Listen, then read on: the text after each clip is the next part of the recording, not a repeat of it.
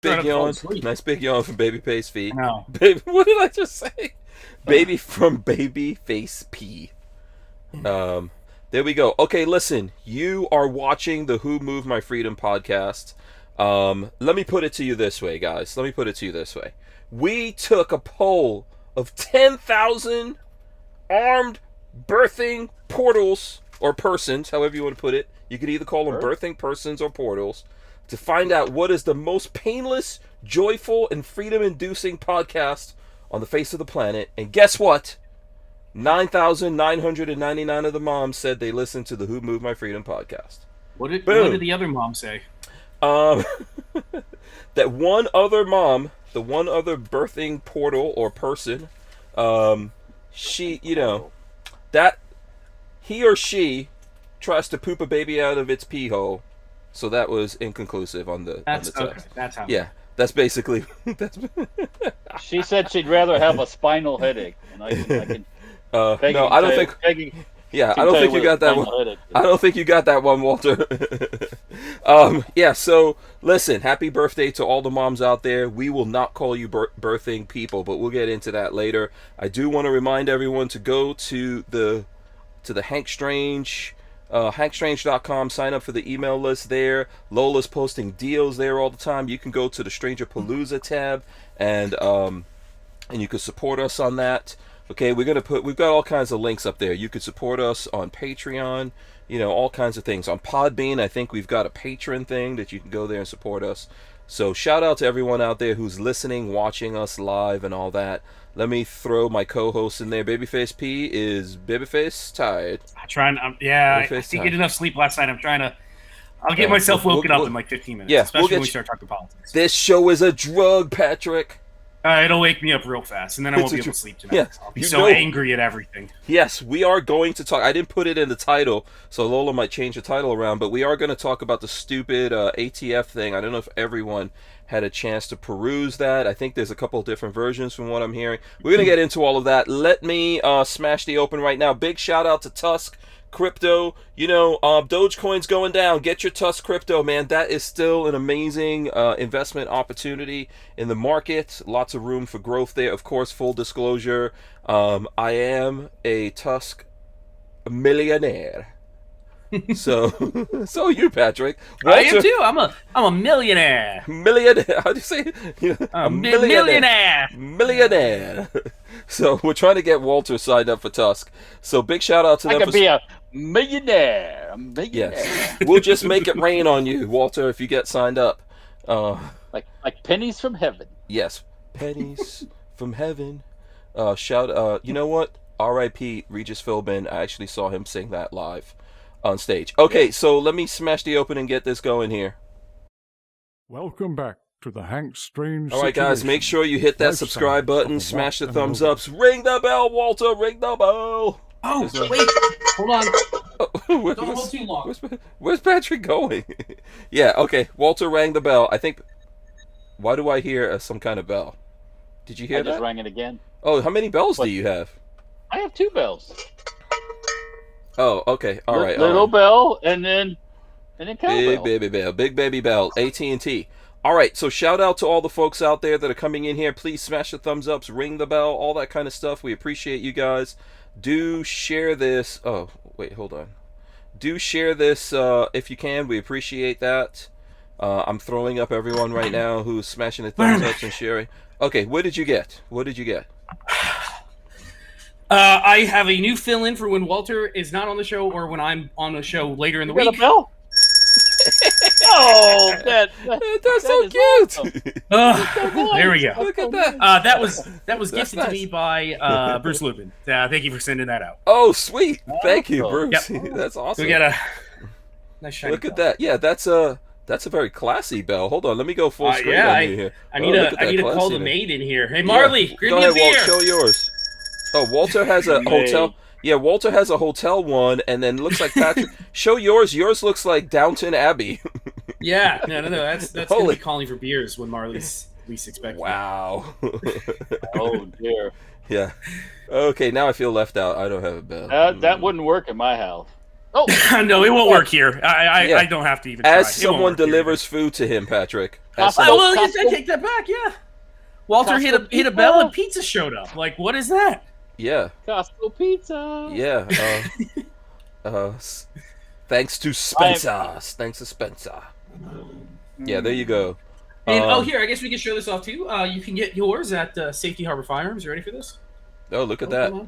Is that serialized? It may have to be sooner or later. Who knows with the way everything's going. Yeah. Look at that. That's awesome. Oh, there you we go. gotta make some more. Yeah.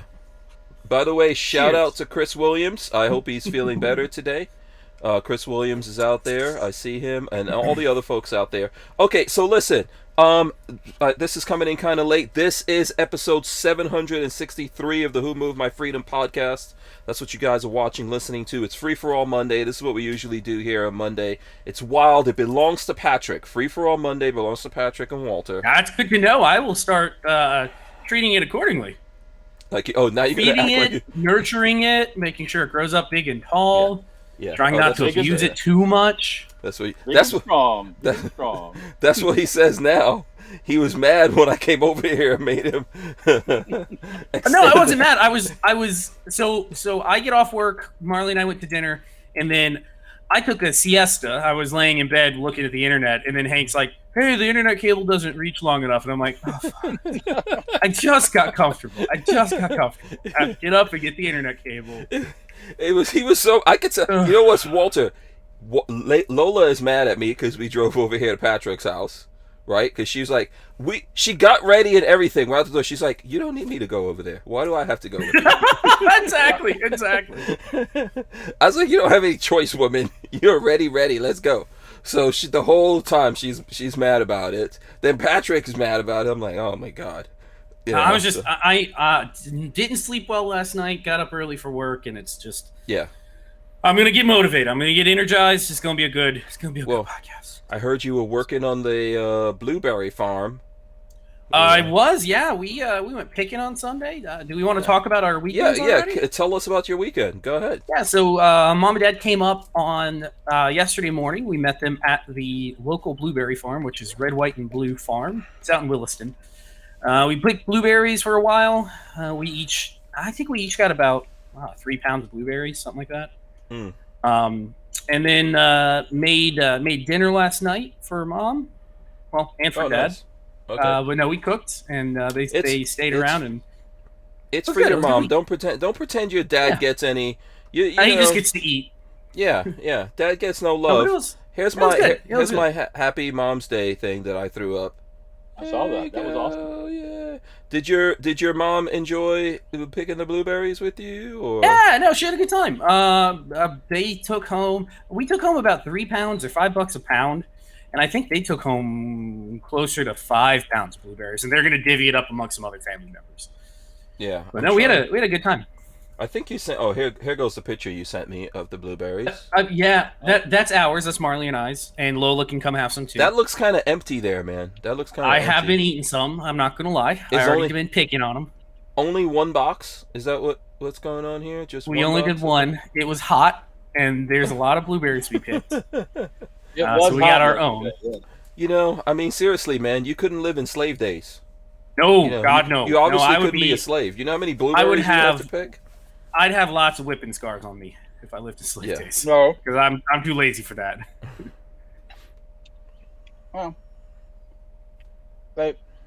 Anyways, there's stories that go with that. But what are you trying to say, Walter? Are you trying to say he wouldn't be a slave? He would be the person doing the whipping?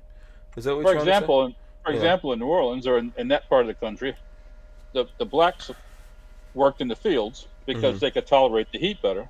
Mm-hmm. And the Irish and the white folk dug the channels in the city. I'd probably be digging channels. And that was kind of slave labor too. A lot of them were indentured servants. So I'd be trenching things out. It all worked the same way. So.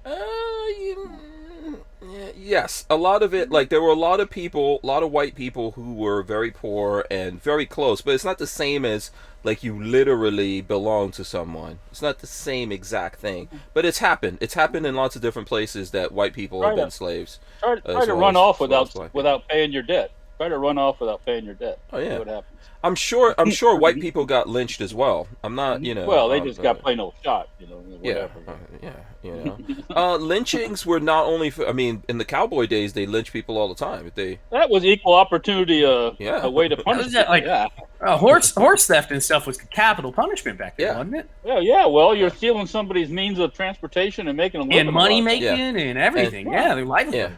And Rodney Brady, shout out to him. He says, but they were free in 7 years. Sometimes if they made it 7, yeah. I don't want either. One of the things I didn't know, but New Orleans was a big city way back when, but they had waves of unrest. They had waves of disease, cholera, and all these different diseases came through these. You mean they didn't have COVID-19, where all you had to do is put on a mask and then you didn't get it? They didn't. Allegedly. They didn't have these masters of magicians that can make all these potions, that kill you. Potions and potions. Yeah. I hate to say this. Oh man, I don't know. I don't know if I should really talk about this, but the boys, one of their friends, like, I don't know, maybe a year or 2 years after they graduated high school, because they went to they have a group of friends. They all went to high school together, both my kids. Yep. And it's a big group. And so one of those guys, their mom died shortly after they graduated. So last week, their dad got the second COVID shot and didn't realize he had COVID. Or I think it was the first one or something. He didn't. The mom died like 9 months ago. The father had COVID already. Okay, so the mom died. Lola is saying the mom died 9 months ago, not right after they graduated, but 9 months ago. So the dad had COVID, went and got the COVID shot, and that basically he died after that COVID shot. Really? Yeah. So it sucks. It's a terrible thing. Because he had it now, or because he didn't know he had COVID, and when they gave him that shot, it exacerbated everything. So what was this? They couldn't save him. Did the mother die of COVID? No. She didn't die 9 months ago of COVID, did she? No, she died last September or something like that. That's when they were in the funeral. The dad has had COVID and recovered. Okay, Lola says he had COVID and recovered and all that stuff. He had it bad, but he recovered. Yeah. And then recently, he went and got his first vaccine, mm-hmm. and then he went for the second vaccine, put him in the hospital. Yeah, the second vaccine put him in the hospital, Lola's saying. So yeah, it's a mess. I know I'm not saying it properly, but yeah, it's terrible because there's some young kids out there and they're like on their own and all that kind of stuff. So I mean, my kids are all their friends are in the age category of 20, 21, 22 already. So you're not a kid, you're a young man, but it's not like the time in life when you want to be without both parents all of a sudden. So sucks. Guys don't mature as fast as females most of the time. Mm-hmm. So when the time they're still 20, 21, they're still not mm-hmm. they're not fully mm-hmm. the nads might have dropped, but that's about it. Mm-hmm. I mean, they're still mm-hmm. Yeah. So Brick says hanged for stealing is one thing because you want to be free. I mean, hanged for stealing is one thing. Hanged because you want to be free is another. WTF? Yeah, absolutely. So did you guys see that? I think South Carolina is bringing back the firing squad. I saw that in the news. I heard something about that. So what do you guys think? It's a quick way to go. Yeah. It's a real cheap. Fast way to die. There's firing squad still in Guyana. It's inexpensive. Yeah, Guyana. By the way, go ahead. There's a story. You can watch a video on the last person executed by firing squad, which wasn't mm-hmm. that long ago. It was like early 2000s or something. Mm-hmm. In the family, one of the brother of the person who was executed. By the way, this person raped and murdered multiple women or children or something. This is in America, in South Carolina. In America, yeah, absolutely horrific. Mm-hmm. He wasn't a good person. Mm-hmm. I think he chose firing squad as his means of execution because you have the right to that, whatever state it was in. And his brother was protesting it, and they were interviewing him. It might have been a Vice video or something like that. He was protesting how inhumane it was. And it was like, look at the pictures of his shirt. He's covered. And they gave him a red shirt so you wouldn't see all the blood. It's like, he's a criminal. He's going to be executed anyways. Let him choose what he wants. And it's basically instant death. He gets shot in the heart. You're pretty much done instantly. Yeah. But I don't feel bad about it at all. Pretty quick way to go out. Yeah, would you if let's say you had to be executed, would you choose firing squad? Would you choose firing squad? What are my options? First off, hanging is my last option. Electrocution, hanging, firing squad, gas chamber. Those 4: electrocution, hanging, firing squad, gas chamber. Give me a firing squad. I think I take firing squad. Boss Hog says, Hank, Lola needs a mic too. No, she doesn't. No, we don't need that. Lola's only here to interject because she's in the van. Like I already said, she's not happy to be in the van already. So there you go. Okay, you said firing squad, right, Patrick? I think so. That'd be mine. Yours, firing squad. Okay, Walter, you want to tell us what would be yours? I know you. If you had to choose, which one of those are you going with? Let's do the firing squad thing. Firing squad. I would say firing squad too. I don't want to, none of the other things sound good. Well, at least I go out in a blaze of glory. Oh, that's what it is. I'll be like that French. There's some kind of picture, I think it was France or somewhere else, where the guy is going on a firing squad and he asks for a cigarette. So he has like a cigarette. I don't know. Your last request, I guess. Heard a story about I think it was a Dutch resistance girl who, Nazis were going to shoot her, and the first shot just wounded her, and she told the shooter, "I can do a better shot than that." I mean, seriously. And then they finished her off. Yeah, you know what? I would rethink that if the people can't shoot. Someone, and you know what's funny? There's people probably on there that don't want to be the one that takes you out. So I think you might be in the wrong line of work. Well, they've done studies, and I don't know how old it is, but they've done studies saying that even people they found that a lot of people in the military don't want to shoot to kill. They don't want to. Yeah, you don't want to kill people. Yeah, they deliberately. It's unnatural. Mm-hmm. Honestly, killing somebody is pretty unnatural. Mm-hmm. It's not a normal thing to want to kill somebody. It's kind of out of. I mean, we're created not to be sociopaths, Yeah. And some of us are broken. Brian Quick says, I'd like to know where they're getting the ammo from for a firing squad. I know, right? There's plenty of ammo out there. If I'm getting firing squadded, I want them all to have 50 cals. Something where it's just over. I don't want them to have 223s. I want 9 mils. I want machine guns. There you go. You do know how a firing squad works, right? They line you up. They put you against the wall. They line a bunch of people up. Everybody doesn't have a live round. Yes, yeah. Some are blank, some are live. Right. But everybody aims for the same spot. No, I want everyone to have a round. Come on now. It's supposed to put doubt into the minds of the shooters, so they don't know if they killed you. Yeah. Bruce Ludman said, death row should go to Knob Creek. Oh God, could you imagine? Oh. Yeah. Yeah. It would be over pretty quick for those people. Happened? What just happened to Walter? I'm burping and laughing at the same time. Yeah. Oh God. I could see the tracers just. That's a blaze of glory right there. Yeah, that's definitely a blaze of glory. Maybe tie a diesel.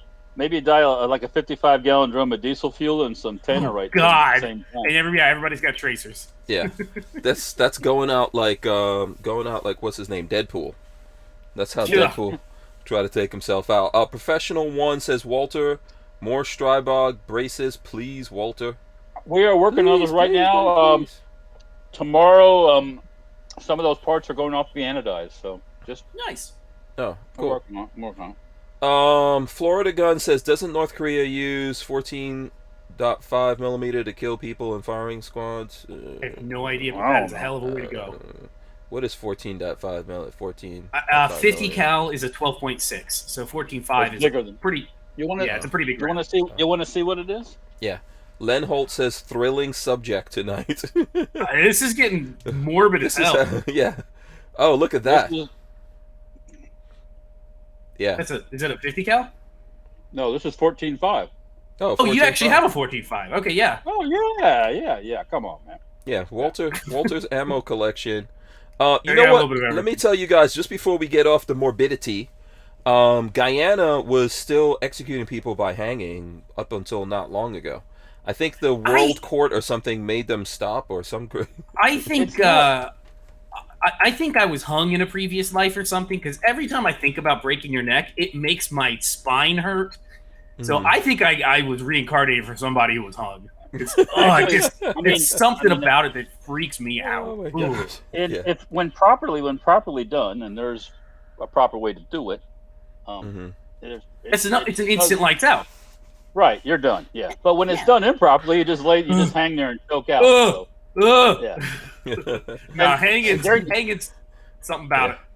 Yeah. Wolfwind Prepper says 14.5 is an autocannon round. Yeah, they use it in a lot of different things, but they also used it in the PTRS and the PTRS, which is a semi-auto, like a Lottie kind of. Okay. And there's some bolt action, it's kind of 20 millimeter 50 cal type guns that are made in 14.5. Yeah. Walter, how was your weekend? Before we get on to other things, now that we've touched on all this. Yeah. Well, I didn't partake in any firing squads. No firing squads involved. No hangings. Yeah. I did partake in a tree limb removal. Okay. Out behind our shop, there's an oak tree, and it's kind of got overgrown, and it's kind of hanging over into the area where you drive past. And I was going out there to cut some of the limbs off climbing up on a ladder and using a sawzall. And my neighbor in the building goes, "Hey, I got a pole saw." And I said, "Well, sure, come on back." So he comes back with his nice professional steel pole saw, and in about 20 minutes, he did everything I was going to take days to do. Wow, nice. Yeah. Nice. Yeah. And Steel, by the way, is the brand, right? That's the name. Right. STIHL or something. Correct. Yeah. Oh, by the way, so Richard Monder says death by Blue Thunder. Everyone's now telling us how they want to how they want to go out if they're executed. Len Holt, which I hope none of you ever wind up in that situation. Len Holt says drawn and quartered would not be a funny way to go either. Another way they did it back in the old days on the ships was called a keel hauling. A keel hauling. Did they tie you under? And they drag you underneath the boat. They would loop you under the boat and drag you across the barnacles. You didn't make.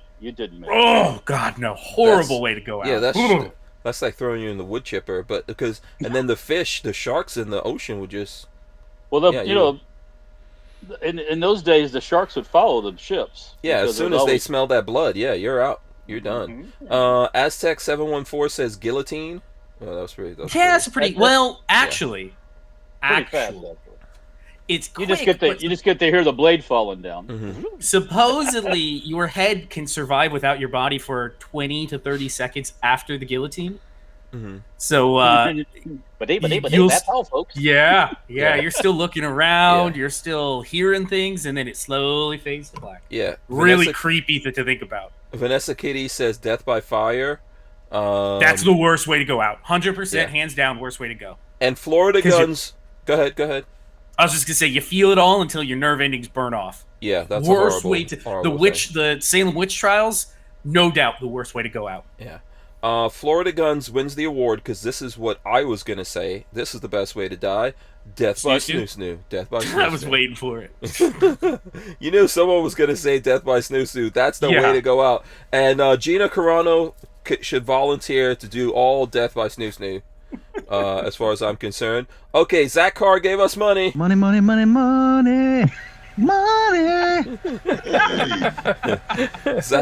Zach Carr says, "Yeet me in the skull with a potato launcher." Oh God! Ooh, that's a way to go. Yeah. Whew. Yeah. More death by snoo-snoo. This is the way. Well, I don't know if you did something terrible, you don't deserve death by snoo-snoo. No. You're the worst of the worst. Don't get death by snoo-snoo. Those are for the heroes that go out. swinging, literally. The manly men. Yeah. Yeah. So I heard a story about kind of in the same way of going out, not snooze, but self-inflicted snooze. This story, this special forces guy in Vietnam. How do you self-inflict snooze? With a belt, well, you use your paws. Oh. They're out on this mission, and they're doing the reconnaissance and all this stuff, and they're supposed to ambush this patrol, North Vietnamese or whatever. And they catch this bunch, and they end up this one person is sitting there, and he got the sights drawn down him, and all of a sudden he sees him. It's raining. He's got like a poncho on, and there goes the poncho up and down. No. Wait, hold on. Was this a Marine? I don't know. It was Viet Cong that they were aiming at, I assume, right? Well, anyways, he let the guy finish, then he dispatched him. Oh. God. Oh, so this was the other side. Yeah. Yeah, this is us against them. Yeah. At least he let him finish, and then he shot him. Yeah. Yeah. John Doe says death by Biden speech. Wake me up when he's done. God, that would be the slowest, most painful death ever. Yeah, and Kathleen Music Lover wants to know what's snoo. Do we have to? Should we explain? You need to go watch. Hold on. Boom Boom. Making bacon. Let's see here. Big Amazon woman. Yeah. Let me see. I actually have some pictures of Death by Snoo. Don't ask me how I have this. Go look up season 3, episode 1 of Futurama. Go watch it because Futurama is a great show. Go watch that season 3, episode 1. I'm rolling in. I'm rolling in pictures now. You'll learn all about. I was looking at that episode after we were talking about it, and basically, it's where they wind up on a planet of Amazon giant women, and the guys who went along messed up, and they were sentenced to death by snoo. Death by snoo. Oh yeah. You gotta look at that episode. What was it called? Amazon Women of Mars? No, Amazon Women of Mars or something? Yeah, it was like that. Something like that. Amazon Women in the Mood. Amazon Women in the Mood. Here's one more picture I'll share with you guys. Death by Snoo. I can't believe I've never seen that. That's such a fun episode. It's a good episode. Season 3, episode 1. Go watch it. Yeah, it's a fun episode. Futurama in general is a good show. Yeah. Professional One says midsummer in Florida heat is like death by fire. It was pretty hot yesterday, I have to say that. Saturday was a beautiful day. I mean, I walked outside Saturday to go to lunch, and I was like, "Damn, it's nice out." But the humidity was only 25% on Saturday around us, and that's unbelievable. That's like living in the desert for Florida. Yeah, that's nice. Yeah. But then yesterday it was 45, and today it was more than that, I think. So. Yeah. So let's see here. Actually, while we're on the subject of Futurama, which is closely related to The Simpsons, if you guys remember, I told you I had a surprise for you. Yeah. I want to see what this surprise is. So I'm gonna throw this. You guys can see the monitor when I throw things up there, right? I'm gonna throw this up there now. Boom. Look at that. Is that what I look like as a Simpson? There you go. Look at these handsome gentlemen. I'm sorry, not as a Simpson. We can't say I don't have white hair. It's a little blonde. It's a little, it's blondish. I'm all right with it. White. No, it's a little blonde. That's white. It's not. It's flat dark earth, Walter. It's flat dark earth. Listen, my mohawk doesn't exactly go like that either. And then I didn't put glasses on Patrick. He doesn't always wear them, but he does. So, I need a hat. You got to put a hat on me. There were no hats. In the app I was using. But what do you guys think? And I have a tattoo also, by the way. You're from Tampa. Come on. Tattoo on my arm. That's the only option. And then, of course, I do look extra buff. This is very close to me, actually. This is very close to definitely. what I do really look that buff. I am really that. So if you guys you guys can pose right now. Listen, do your best pose, your best smiles. There's actually a thing that you could pay them, and then they could, they'll make you into, like Cartoonify or something like that? Yeah, Cartoonify thing. So everyone smile right now. That's so creepy. That is creepy. We all just stare at the screen. That, you don't want to go out like that. You don't want to go out like that. Did you guys like that, though? Yeah, that's cool. Put that up on, Brian Quick says, "Why is Hank buff as a Simpson?" Well, how do you get this perfect? How do you get this perfect mustache thing? How do you get this perfect? Cause I made it. I made that thing. Yeah. I downloaded the app that does that. There's an app. And Len Holt says Patrick is in the middle. No, what? Len Holt, get out of here! Do we have to show this again? God. Here, one more time for you guys out there that haven't seen it. If people weren't looking up at the screen, there it goes. Boom. I look like some old dude, you know. I don't look like that. Well, you're kind of like the oldest one, Walt. You're kind of the oldest one. You know? So you just give you the gray hair. So, yeah. I didn't have much choices here. Yeah. That's the best we could do. Listen, if we professionally, I have to find out what they charge you, because you could send a picture away to artists, and then they actually like will do it super professionally or something. But see, I was thinking about you guys over the weekend. LB Lewis Cipher, is he in Las Vegas? Yeah. Yes, he is. That's what the LV stands for. Yeah. Okay. 86 with 10% humidity. That's your sweat actually evaporates when it's like that. Yeah. Mm-hmm. Yeah. Here's what I want to know. How's the traffic out in Vegas right now? How is it out there? Like when you go out in Vegas, is it still a lot of traffic right now? Are the streets open? Pandemic traffic. Mm-hmm. Yeah. So Applebite says, as buff Hank as Hank has ever been. That's the most buff Hank has ever been. Yeah. Something like that. I've been buff. Kinda, sorta. It's artistic license is what this is called, okay? Thank you. Artistic license. I knew no one's gonna like that thing. I was trying to find hats. There's no hat option in that thing. We'll have to do better. I'll try to do better on that. Listen, just for that, you guys should smash the thumbs up. So we have like over 90 people watching us right now. We don't have even half those maybe half. So smash the thumbs ups. Help us out here with the algorithm. Okay, so what do we want to get into here? Serious business on a Monday. What news is on the docket today? You want to talk? Do you want to talk about this stupid? Talk ATF first. Yeah. Go ahead, Walt. What are you gonna say? Oh no, I was just thinking about the Chinese booster that re-entered the atmosphere on Saturday night. Oh, yeah. Where did it end up landing? I didn't see that. The ocean. Do you know how close we came to seeing that? America? No, Florida. Where did it go? It was supposed to go right over us. It came in the Indian Ocean. If it would have kept going, it flew right over us. I mean, literally right over Tampa Bay, over Orlando, and like that. So yeah, we were so close. We were joking that the Chinese, the CCP, probably planned on it coming in right over Cape Canaveral, destroying the American space program as best they could. This is why you want to colonize the moon before the Chinese do. Just imagine the Chinese government up there with lasers. Could you imagine just going, I'm going to launch a bunch of shit into space? I don't fucking care where it comes down. Whatever. It'll come down where it comes down. Don't worry about it. Yeah. Have the Chinese ever cared? No. They've never. No. And we're talking about the government here. We don't hate Chinese people or Asian people or anything like that. But we separate that from the government. The government doesn't give a crap. They don't care about the people. So why if you're a government that doesn't care about your own people, why would you care about? Oh, you know what? We live under a government like that. Yeah. That's the problem we have with our government. What? You want to hear what the CCP's response to all of this was? I just pulled up an article.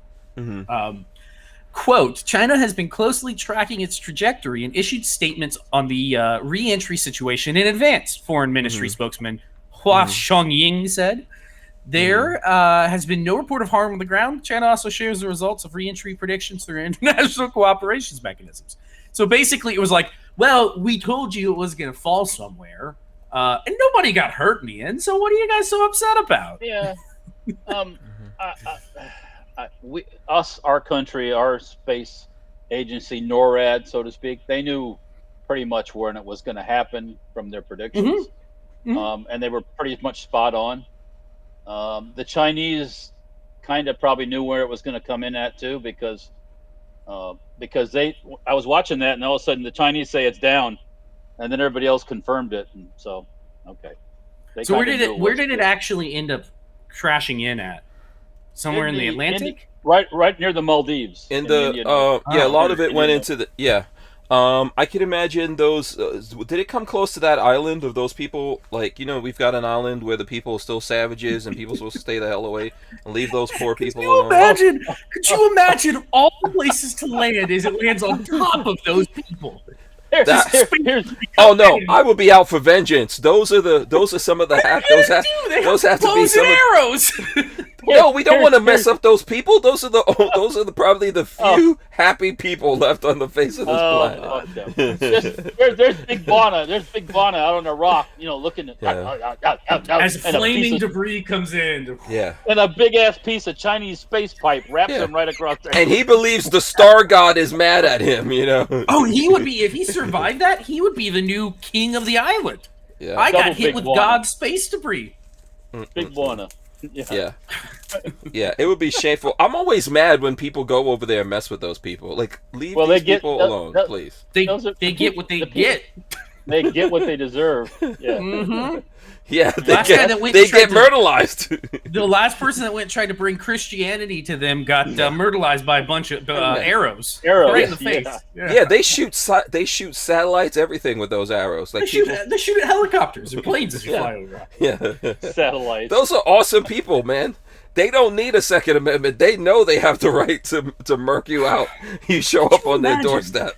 Could you imagine what would happen if you went to them and were like, listen, there's a whole world out there. We have like robots and computers and shit. Well, they would probably murderize you, so you would never get to tell them. Yeah. How far do you think you're getting with that conversation? Yeah, you're not going to get that far. I don't think they speak the King's English. No, I'm pretty sure. Right. Yeah. Listen, we have to leave those people alone, man. It's almost like something from Star Trek. We should not be messing with those people.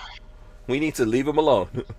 When the world is all done, from whatever happens in the world, those people will still be there. The future of civilization. Big Buana will still be there. Yep. Yeah, I bet you aliens have visited those people. They probably said, "Look, don't worry about it. We're gonna take you guys when it's time. We'll leave the rest of those mofos." Did you see the CIA guy that was interviewed about aliens last week, maybe week before? Oh, where? Have you guys heard about this? This was, I don't know what podcast he was on or what he was doing, but he was talking about the CIA's interpretations of aliens. Mm-hmm. And what did they say? I got to find the clip to it, but basically he was investigating UFOs. This is with all that UFO sighting that's been going on. And somebody above him that he says he trusted came down and said, "No more. You're done investigating all that." And he's like, "Oh, so it's like it's us. It's Americanized. We somebody secretly, we know what that is. It's it's our technology." And the guy was like, "Nope, not what it is." He's like, so he pried a little bit. And he was like, "So what is it?" And the guy literally, the quote that he said was, he looked at him and said, "Have you read your Bible lately?" He was like, "What?" He was like, he literally told him, "Demons. That's all you got to know is demons." Crazy sounds shit. Like something the brother Alex Jones has been telling people about. I gotta see if I can find that interview. It was very interesting. Yeah, Born to be a Shooter Josh says, what was supposed to be ATF news for the day? We're getting into that. We're going to get into that right now. Okay, so you haven't seen it yet. Yeah, so on Friday, ATF dropped bombs. Now there's a little bit of a thing out there about what people believe about the ATF thing. Did everyone get a chance to read through? Tell us right now if you read through the things. Patrick, did you? Mm-hmm, I read through it. Walter? I didn't.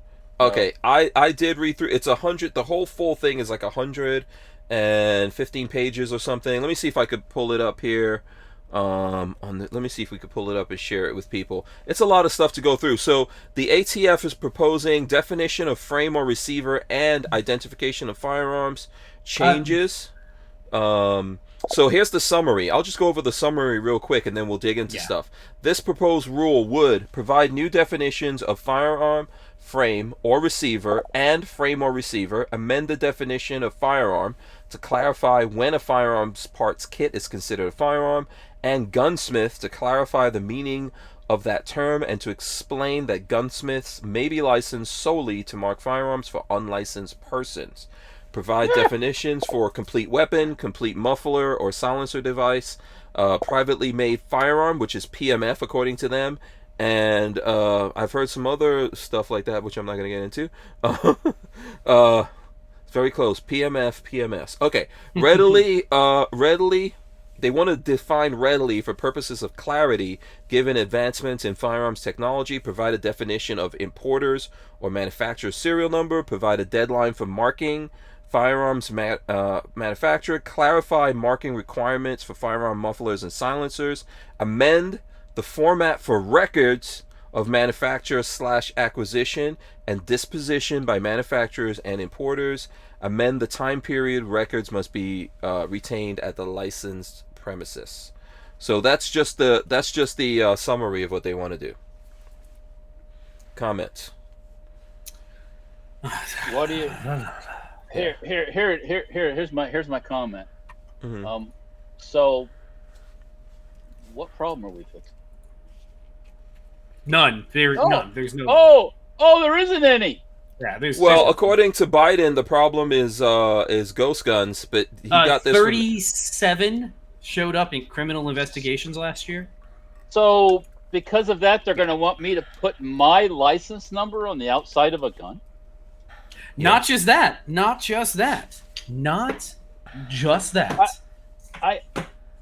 want to turn the upper on an AR-15 into a firearm also. So what do you do with the, I don't know, 20, 30, 40, 50, 60 million of them already out there? So for anybody curious, part of the definition says anything that can house, and this is literally in there, anything that can house a striker. It's a firing pin, by the way. It's a firing pin. This houses a striker. So that would have to be serialized according to them. This is now a firearm. I now have 2 firearms. I have one serialized lower. I would now have to have a serialized M&P 5-inch upper. Are you fucking serious? Did that little thing you read there? You said something about gunsmiths and marking of guns. So here's one of the things that's controversial, and I'll pull up the complete thing from there. Here's why it's controversial, right? Like, first of all, we have to push back against this, but I don't think everyone gets how serious this is, and this is industry ending. This is beyond the nuclear option. If something like this actually goes into law, it's a big, massive deal for firearms manufacturers as well as people. So here's the thing I want to say. Well, what did you want? What was it you're trying to say? No, go ahead. Continue on. No, carry on. So what I was saying is when I made a post about this, which I put up, and there's some controversy on it because people are saying that I'm not reading it right. Yeah, so I basically, here, let me put up the thing that I posted. This is what I posted on Instagram, and I'm telling people that marking and record-keeping requirements for PMF, which stands for Privately Manufactured Firearms. Okay, mark the PMFs with the same serial number on each frame or receiver of a weapon that begins with the FFL's abbreviated license number, first 3, blah, blah, blah, goes through all this stuff, right? So the thing I'm saying is, like, if people are going to go, listen, I've already got my 80%ers, or I'm going to buy more now before this rule goes into effect, and then after that I'm grandfathered in. My view of it is no. You're not. You're not grandfathered in. You now own a PMF that you have to serialize within a certain period of time. Mm-hmm. Otherwise, you are, I don't know, a felon. I don't know how. I would just assume you're a felon. I don't think it's a misdemeanor. I think it's a felony. Their whole thing is they want every little dinky, teeny weeny piece to be under their control. Yeah. Because what's next? After they go, oh well, the thing that holds this, so you need to mark that thing. Mm-hmm. So you're going to mark the firing pin. You're going to mark the screw that goes in the thing. What are you going to do with a 100-year-old pistol? Yeah. Oh, Walter, wait, Walter. Are you going to take Grandpa's? Those are excluded, Walter. Anything before 1968. Yeah, is fine. anything the before Gun Control 1960. Act is all good. Yeah, so you Well, fuds out there with your double barrel shotguns, don't worry about it. You don't need to worry about that. It's all fine. Yeah. But if you dare make a pistol or a rifle or something at home, you better mark it or you're a felon. Yeah. So someone's asking me. Let me throw up what we're looking at here. I just threw a link to it in the description. 2021 2021R-05. Look that. That's all. ATF 2021R-05. Yeah, Rockstar is asking. He says he hasn't found it. And he wants to know: did you post a link for it, commenting, or have they yet to post it? No, they've posted this. If you want to go, you can go to my Instagram, babyface_P on Instagram. I actually left the link in my bio for now because we all need to go and comment on it. Yeah. And you don't need to leave a terse and profane lace comment because they will ignore those. Yeah. Leave a reasonable. So no. we need to comment on. We need to not only comment on it within this time period and get a lot of comments there, but then we also need to contact our representatives, Congress. So what I did on Friday, and I posted on Instagram about it. You need to contact your representative. I'm going to talk directly to the camera. You need to contact your representatives. And I know a lot of people are like, I don't really want to do that. Call them right now. It's after hours. You don't even have to talk to a person. You just leave a voicemail. It's really easy to find. Just do a quick DuckDuckGo search. I'm not going to say the other company. Yeah. Quick DuckDuckGo search of your representative and your congressman. You will find the phone number there. Call them. Make a stink. And you don't have to be rude to them either, but tell them, hey, the ATF is doing this. You need to be aware, and I want you to be opposed to it. I went a step further with my call. Kat Cormac is our newest representative for our district. Okay. And she happened to be on Fox and Friends the day before. So she obviously has a contact over. Maybe she was on Tucker Carlson. It was one of the two. Yeah. And Kat. She obviously has. Go ahead. Go ahead. No, I was just going to say she obviously has a contact at Fox. Great opportunity to get your name out there, get your face out there, and say we don't want this. Yeah. Bring it to people's attention. Didn't Kat work for what's his name? That was the guy before. Ted Yoho. She was the campaign manager for Ted Yoho. Yeah. Which Ted Yoho was also a good. He was a good dude. Yeah, and Kat. I think I've met Kat at least once or twice. She seems genuine. She seems all right. So, anyways, I called Kat Cormac. Yeah. I called Rick Scott, and I called the Spanish guy that likes Cuban immigrants. Whatever his name is. Not everybody knows what I'm talking about. Rockstar says senators, our two senators. Yeah, Rockstar says the link you posted isn't on regulations.gov.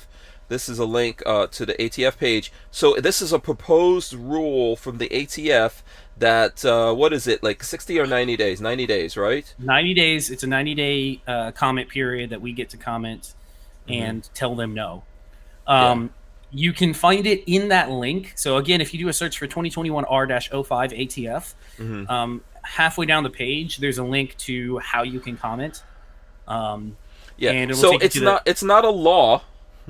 No, and they can't make laws. They're making They're making a stupid ATF rule to redefine the definition of the Gun Control Act and different things. This is technically what's going on here. So yes, there's going to be challenges to this, but remember, those challenges aren't really necessarily coming until after this commentary period, right? This has to go into law before anybody would challenge it. You're not going to challenge something that isn't law. It can't go. Yeah, it's a regulatory thing. It's not law. It's not law. It's a regulatory decision. So it's not even a law. The '68 Gun Control Act was passed by Congress, and all that stuff was all signed and all that stuff. And they say they're amending it. It's like, well, how do they have the right to amend the law? They're a bunch of appointed and hired buffoons. They can't. Yes, they cannot change the law without Congress. No. But they will. My question is, and in my own experience with those fellas, is when you ask them, well, what am I supposed to do? For certain things, it went blank. There was no answer. Well, so, if you read through this stuff, they want it to be kind of vague so they can do whatever they want. Absolutely. And change it in the future. What are you going to do with 50 million or maybe 100 million unnumbered upper receivers for AR-15s? Forget about all the other guns. Forget about all that shit. Yeah. What are you going to do with those? Who's so going to put the numbers on them? I think what their plan is here is what any regulatory agency does is they will find somebody to make an example of so they can scare everybody else into following their non-law. So here's something. Let me just give this to Patrick real quick. Patrick, if we can look into this. Rockstar said the link takes me to regulations.gov, and when I search for ATF 2021 R-05, it isn't there. It isn't posted on regulations.gov. I had a hard time. I wasn't able to find it on Friday. I was waiting for it. I was expecting it to come out by Monday. Today, but it may not have been posted yet. The ATF does this garbage. For anybody that's not aware, the ATF loves to post regulatory questions on a Friday, so everybody is, not paying attention, most likely. Yeah. This is probably all part of the strategy. I don't know, Patrick, if you could take a look and see. So, look, we have to push back against these kinds of things. Jen Champ Jr. says, this is the same hyperbole as the brace thing a few months back. This is actually worse. This is a worse kind of thing where the ATF is trying to redefine things. They're trying to redefine things. Yes, redefine and convince us that the Emperor has clothing here and that they have the right to decide at any time what is a firearm and what isn't. So as Walter is saying, what happens to those things? So Walter, let me attempt to look at this from this. I'm gonna once again look at the summary. We could click and go through the whole long thing because there's people like, oh, it says in there that they're not stopping anyone from having 80%ers or whatever. If you already have it, you're fine. It's just buying it going forward. Wait. First off, that's some bullshit. Mm-hmm. We as gun, what's the word for what we do? Second Amendment advocates, whatever the hell you want to call us. Yeah. We are not fighting for us. You're not fighting for yourself, which I don't know that anybody in the audience of this podcast falls for that. But there are people out there that go, well, I have it, so screw it. I don't care. Mm-hmm. We're concerned. I'm concerned with my kids and grandkids. I'm sure Hank wants his kids to be able to have whatever they want, and their kids to have whatever they want. That's what we are concerned about. I already know what I will do. I know how I will. I never want my kids or anyone's kids to be slaves. We were talking about slavery and all that kind of stuff in the beginning, and firing squads and all these kinds of things. We're dudes. That's what we do here. We talk about stuff. The reality is, I want my kids, my grandkids, your kids and grandkids, and human beings forever forward to have claws and teeth. Okay, yep. Sharp teeth and claws to fight back against tyranny. Okay, and enslavement. That's what I want, and it all starts right here with these things that these people are trying to make us into prisoners and therefore people who don't have rights. And this is really the problem. So just to address, I just want to try to, Walt, was there a thing you wanted to say here, Walt? Because I think we're probably cutting you off a little bit here. What did you want to say about this? No, the reason that thing came out on Friday and I saw it, I was like, you know what? Mm-hmm. I'm not ruining my weekend reading it. I know what it's about. Mm-hmm. It's they want your stuff is what it's about. Mm-hmm. Instead of in this country, we have, some people say we have problems with crime, right? Why do you have problems with crime? Do you have problems with crime because of an inanimate object, or do you have problems with crime because of people? People, human beings. We're all our own problems. But that person in Washington in ATF, they know what the problem is. They knew who the problem is. They can look at their own government statistics on crime and see who's committing it and where it's being committed and so forth, so on, yada yada yada. Yeah. But that takes a really, really, really big set of balls to go out and punish the people committing the crime. Yeah. Starting with themselves, right? Because they allowed tens of thousands of guns to go across the border. So, that for yada yada yada. Mm-hmm. But you're never gonna fix anything anywhere in any country. Look at, I guess there's a lot of problems going on in Colombia now, right? Mm-hmm. I don't know if anybody heard about it. I read it on the internet today. I didn't know because it's not covered by the news. Those people have been had their. But anyways, they're going to fix anything, and this is not to fix things. This is to punish you. This is to take away your stuff and make you bad, not to fix the problem with the people that are doing the crimes. And that's the bottom line. I mean, so I don't, you know, when you start saying you're gonna start numbering, they want to number every part and piece on that gun, and people don't realize you can't do that. For every gun that exists going back to 1968, according to this right now, that's what the plan is. I'm gonna get into it here. We got over 100 people watching us. Please smash the thumbs ups, guys. I appreciate that.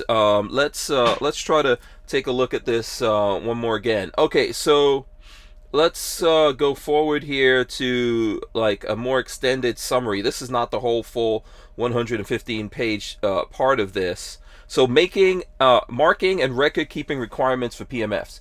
Under the proposed rule, a privately made firearm, PMF, is a firearm including a frame or receiver assembled or otherwise produced by a person other than a licensed manufacturer, and without a serial number or other identifying markings placed by a licensed manufacturer at the time the firearm was produced. The term does not include an NFA-registered firearm or one made before October 22nd, 1968. Unless remanufactured after that date. So basically here, what they're trying to say is that they are considering a PMF to be anything that is unserialized that was made after 1968. That is millions, if not tens of millions, of 80%ers and other things that exist already. But get to the part where they're talking about serial number in the uppers and the lowers. Right. Okay. So let's continue. So you're gonna start from day like a year from now. Start doing all what once again. What happens to the hundreds of millions? So here's the thing I want people to pay attention to. This says licensees must, properly mark each PMF acquired before the effective date of the rule within 60 days after the rule becomes final, or before the date of disposition, including to a personal collection, or whichever is sooner. So, and it goes through this whole thing. Properly mark previously acquired PMFs themselves, or may arrange to have other licensees mark the firearm. So when we go down to how you mark it here, so I'm just trying to tell you guys that means that every one of these things that exists after this rule goes into effect has to be done. Some people think that's not the case. So it says mark PMFs with the same serial number on each frame or receiver of a weapon that begins with the FFL's abbreviated license number, first 3 and last 5 digits, which is what the abbreviated license number is, as a prefix, followed by a hyphen on any previously made firearm as defined that the licensee acquired, blah, blah, blah. Wait a second. Whoa. I'm a little confused here. So your privately made firearm, right? The one that you made, the non-licensed person. Who's putting their number on it? Well, they want you to go. So the way who? So they want to go to a dealer and have you are putting your number on my gun now. Well, or this is why it mentions in the beginning, and why I was talking about it in the beginning about this gunsmith thing. They want to create a whole thing where if you don't want to do it, people can go. They have to get licensed and everything to be a gunsmith, which allows them. They're in the business now of just putting serial numbers on all these tens of millions of things that exist out there and keeping records of that. Okay, so and in here it talks about creating a database and all that kind of stuff. Yeah. So let me tell you, folks, what it's all about. Begins with a C, and it's confiscation. It's all about the confiscation because they can't confiscate something they don't know where it's at, right? So once you put your number on that gun, or that gun gets numbered, and they got it in their records, boom. Let me give you a little. What does Joe privately manufactured gun owner that really is not supposed to have a gun? What's he do? I hope I'm not planning on complying with any of this, but essentially what's going to happen here, if this goes through, is that anyone possessing these things, if you get into something and you have these, you get arrested or whatever, someone comes to your home for whatever reason, and they find this, they're going to submit these to the ATF. The ATF is going to say, you didn't serialize this 60 days after this rule went into effect. Congratulations, you're now a felon, and you lose all your gun rights. That is the plan here. And so in other words, the whole plan of the Biden administration here through the ATF is to turn law-abiding Americans who have manufactured their own guns on their own, which they have the right to do, and which people have been able to do for, I don't know, forever, as far as I'm concerned. And there's been no problem with it. Yeah. None whatsoever. So that's the basic effect of this. Or they want you to register them so that they can have databases of what this is, so they could go, yeah, there's a whole bunch of these out there, and we're coming for them. Yeah. And they didn't even put down the best part, and I'm sure it's in the plan. Mm-hmm. Well, you can just turn it in. Well, you can be destroyed. No, whatever you want to call it. Yeah. You can just turn it in at the local. You can drop it in at the local deposit box we have here, and nobody will know any different, right? Yeah. Have you seen those deposit boxes that they have in the UK? The knife safety deposit box. No, I haven't seen one. Mm-hmm. Oh, they have those. They legitimately have those. Yeah, you got a knife off. You can take a knife off the street. Go ahead and drop it in the box. Yeah. How about you so, that knife? According to this, so whoever is making these markings has to keep this in their acquisition and disposition records. So that gunsmith or an FFL is going to have to, do all of this. And there's stuff in there for silencers, suppressors, and all that as well. But once again, when you show up to number your gun, they're going to run a background check on. Mm-hmm. Probably have to. Yeah, they have to. Well, what do you mean they have? If you're not supposed to have it, we can't let you have a number. Yeah, I mean the ATF is going to leave that out. I mean, yeah, I can look in here and see if the ATF talked. So there's a whole 115 page thing on this, by the way. For the 150 you see, there's 300 you haven't seen. Yeah, but there is a whole 115 page thing, which I'm going to try to go through right now and see where specifically talking about. So someone brought my attention to, there's a page 21. I'm going to flip through to that here. Let me share it with you guys and bring up the page 21 here. Let's get to that real quick. Let's see here. 1920. Come on, 21. Okay. So here's the part that someone brought to me right here. I'm gonna see if I can highlight it.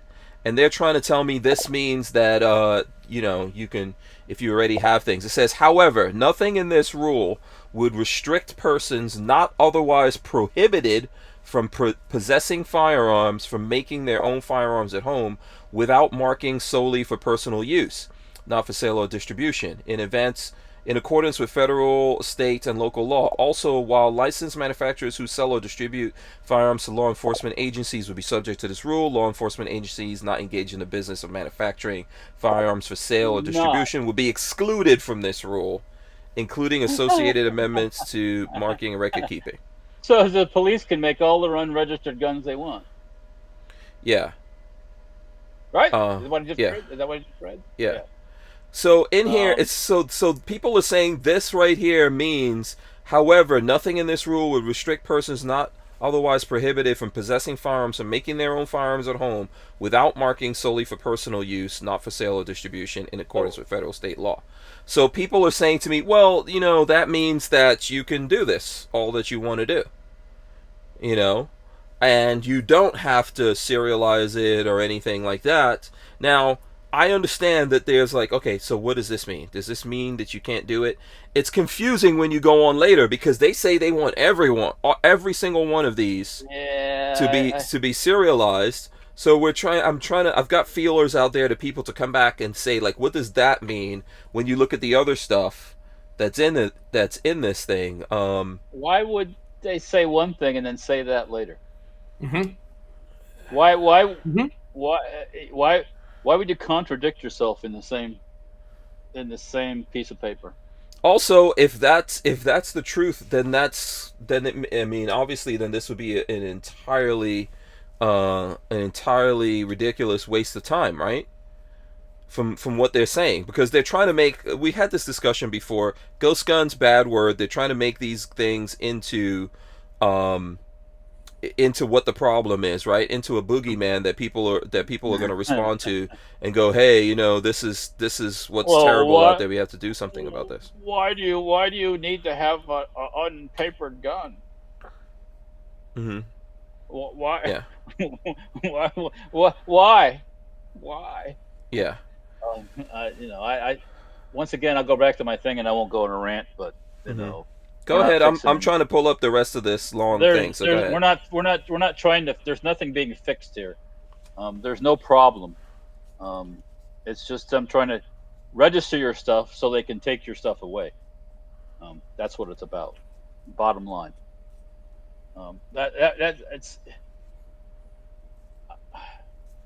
It's the same idea where when you sell a gun, you have to transfer it through a dealer. You know why you do that? Insane. Yeah. They are citing. So this is, oh God, mind you, this is a governmental agency. So I would expect you would reasonably expect that somebody putting out a professional thing like this from a governmental agency would cite true documentation. They would go directly to fact sheets or law document, whatever. Mm-hmm. Right here. Let me go back page? to it. Oh God! I found one. Okay. Okay. In recent years, the number of Pmfs recovered from crime scenes throughout the country has increed. I found that page. 17. Did you see that? Yeah. So it says. If you look ahead. at the asterisk is to BaltimoreSun.com. They're referencing a news article that has no legitimate statistics to it. Yeah, and they're saying what are they doing? Yeah, it says in recent years the number of PMS recovered from crime scenes throughout the country has increased. From January 1st, 2016 through December 31st, 2020, there were approximately 23,906 suspected PMFs reported to ATF as having been recovered by law enforcement, I'm guessing. Yes.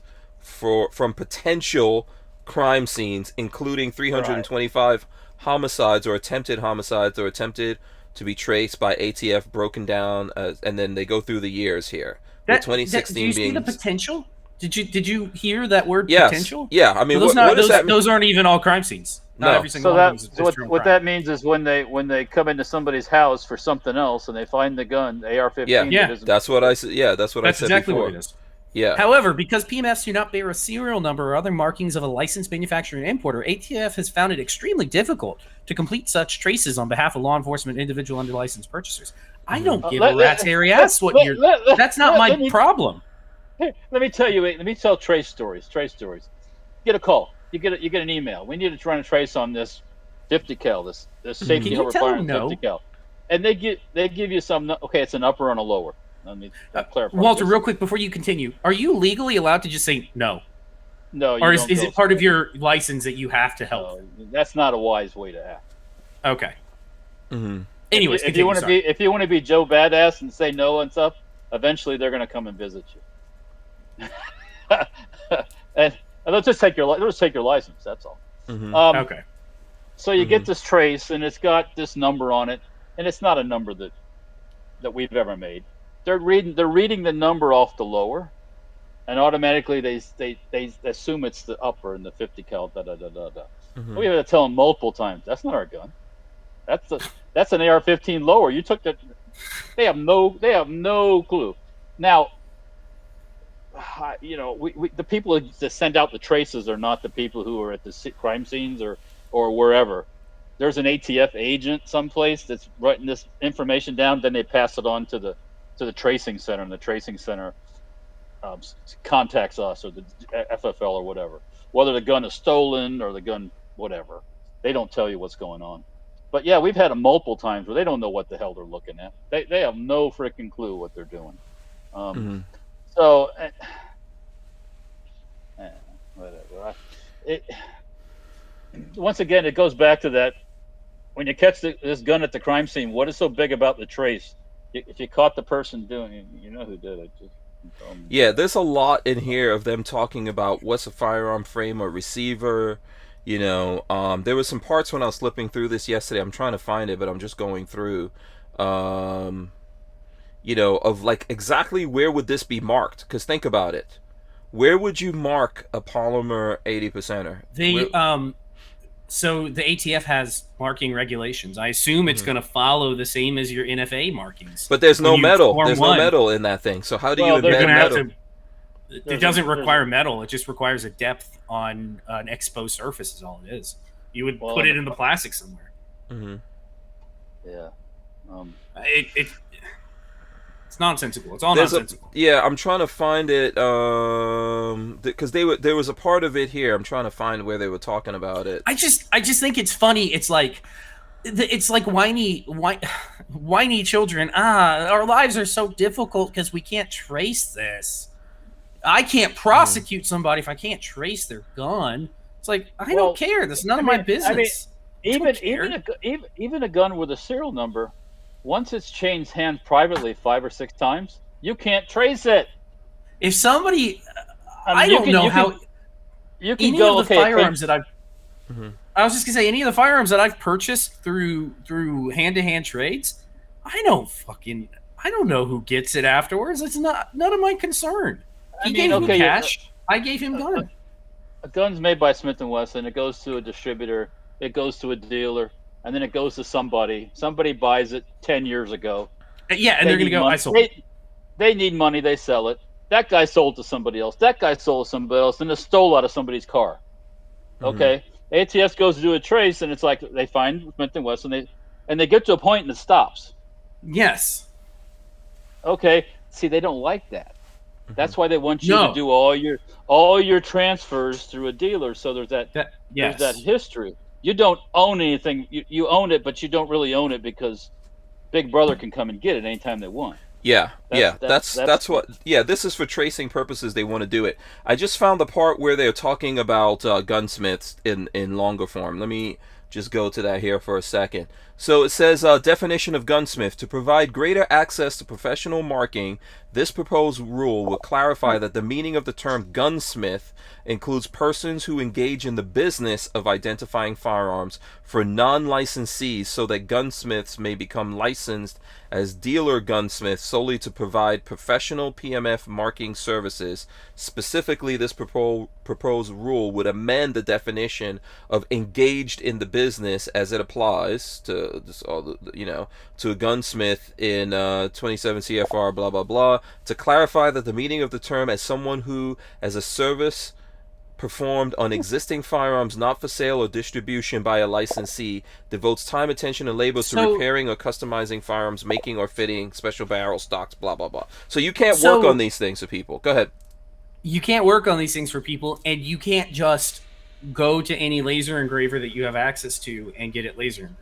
They have to be a licensed gunsmith through the ATF. So because then they have to make a note of this and put it in their AEDs. Yes, and someone's going to come and go, oh, by the way, we noticed you have this. Then when that nice little special agent comes and he goes through your books and he goes, oh, let me see the books for all the private guns. And he'll make pictures of those and photographs of those and write down stuff, and he'll go away with that info, and then he'll come back. Well, did you know that this person's not supposed to have a gun? That he's a felon. No. And did you know this? And did you know that? And did you know this? And then, and it's like then and it's, did you know that this person bought it? This person committed I guess if you've never been in that situation, you don't know. But you don't want to be in that situation because there's no good way to. It doesn't end usually. It doesn't end good because, it's just. But why put yourself through it? I wouldn't be that person. What am I going to charge you to put your number on the gun? $50?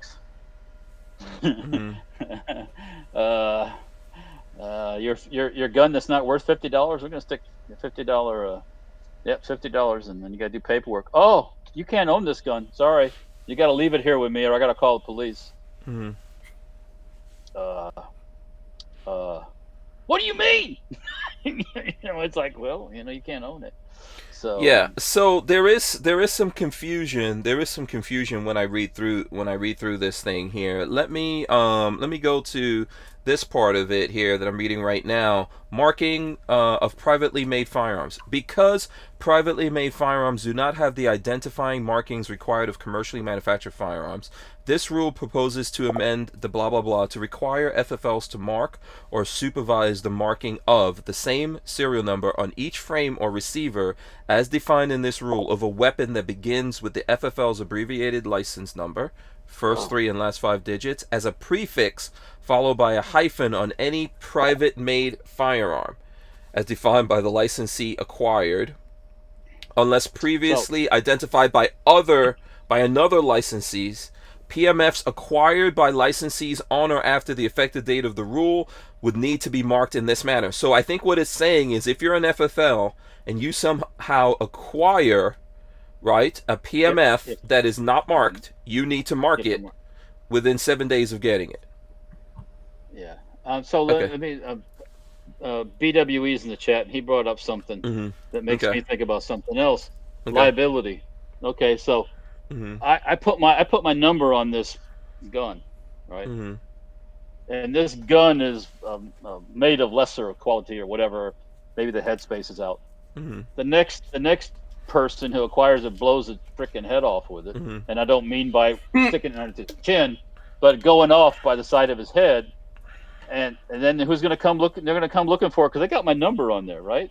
So Rabinowitz and Rabinowitz is going to come looking for, like Morgan and Morgan, those whores. Yeah. They'll come looking for that person with that license number on it. That's what they're going to come looking for, and that homemade gun. Yeah, yeah. I agree with you. So let me. Go ahead. There'll be no ATF. There'll be no person there defending that when they drag you into court. So, fuck them. Yeah, it talks about. So there is a conversation here about polymer firearms. You have to put a licensee needs to put a piece of metal in a polymer firearm. How are you gonna do that? Come here, man. Let me take this hot piece of metal and jam it into your plastic gun. Yeah. So listen, this I think is bringing up some confusion, right? And I think I see why people sifting through this are like, hey, what does this mean?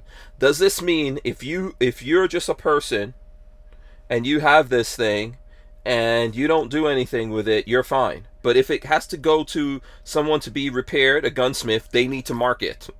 If it has to go to someone like yourself, Walter, who's an FFL, you have to mark it for whatever reason it comes through to you. If someone sells it to you or whatever it is but which already exists. You're not going to take an unserialized gun and not mark it. No, first thing, not into the business. Not into the business. Yes. Somebody comes to me with an unserialized gun, I tell them to go out the other direction. Yeah. Yeah. Now there are, and I've encountered this lately here. There are a lot of unserialized guns, pre-68. Like there's a lot of these shotguns, like single barrel shotguns. They were never marked. You get them and you go, it says Savage on it, and it says this and that, but there's no serial number on it. I just put no serial number in the in the books. You know, what else are you gonna do? Yeah. So I think so this sounds to me like they're definitely talking here, if you read through this, about what licensees, and licensees would be FFLs or gunsmiths or anyone who's licensed to deal with it. And it's kind of murky what happens to people who actually have these, right? But here's my question about that before I dive a little further into this. If this does not apply to someone who buys these parts or has already bought the parts and made a gun, then what the hell is the administration saying? If this only applies to someone making these parts now and the new stuff, and it doesn't apply to the old stuff, what are they saying? Do you understand what I'm saying? That's what. So like, there's no efficacy in this if it doesn't apply to it. I don't think it should. I don't think any of this should apply. I'm just trying to say that in here somewhere, there to me, it sounds like you have to go do this if you already have it. They're saying if you're someone making these, in order to make these, you've got to serialize them. That's what they're saying, and they'll go after companies that are making these, and those companies will have to become FFLs or whatever in order to have these things, right? If you already have these, that you have to somehow get it serialized is what it sounds like to me. And if you're a gunsmith or an FFL or anyone who's licensed and these things come into your possession, you have to serialize them. So you know, I see why there's some people like, well, I don't think this applies to me if I just have the gun and I own it. But then that defeats their stupid. It defeats their stupid purpose, though, right? But it defeats the PMF thing, yeah. Yeah, it doesn't make. What is the point? Unless the only thing that I can imagine here is they're setting the framework for future. It's not lawmaking. Future changes. Future rule changes. Future rule changes. No, really? Exactly. If they're not explicitly calling out that individuals have to mark their privately manufactured firearms, PMFs, I would see it as a ground where in a year from now, 2 years from now, they'll go, well, actually, PMFs are becoming a real issue on the streets. Criminals are using them, so every person needs to mark theirs. Yeah. So it's hard to say. I would like to hear from a lawyer? Somebody with more of a law with a law background. And I tried reaching out to Crump. I'm sure he was inundated with requests on Friday, so he didn't get back to me. Yeah, from what I heard, they're working on it, and there's going to be stuff coming out soon enough. Honestly, it needs to be scoured word for word by somebody who has more legal... Who doesn't play a doctor on YouTube? Oh, yeah, on TV. Who doesn't play a lawyer on YouTube? Yeah. Which exactly, we are not. So. We are not. You have to do your own due diligence, talk to lawyers. To be perfectly honest, after rereading it now, I'm on the fence. It could be that personal people don't have to do it, but what the hell is the point of telling an FFL? No. you got befuddled by 100. You got befuddled by 100 pages. That's the reason they put 100 pages on it, right? With ifs, ands, and whats, and this and that. Yes. The bottom line is, you have to mark it. Yeah. It's not going to be one of those things where well, I made it home. It doesn't matter. And when you were talking about the polymer 80s having a place for a serial number, that's for a serial number. If you got to put a name and address and like NFA stuff, you have to have the city, the state, a serial number, the model. So I've got some stuff about that here. This is so stupid. I don't even want to do this, but we're doing it. That's what we're here for. We'll do this. As Patrick has already said, we're not lawyers or anything like that.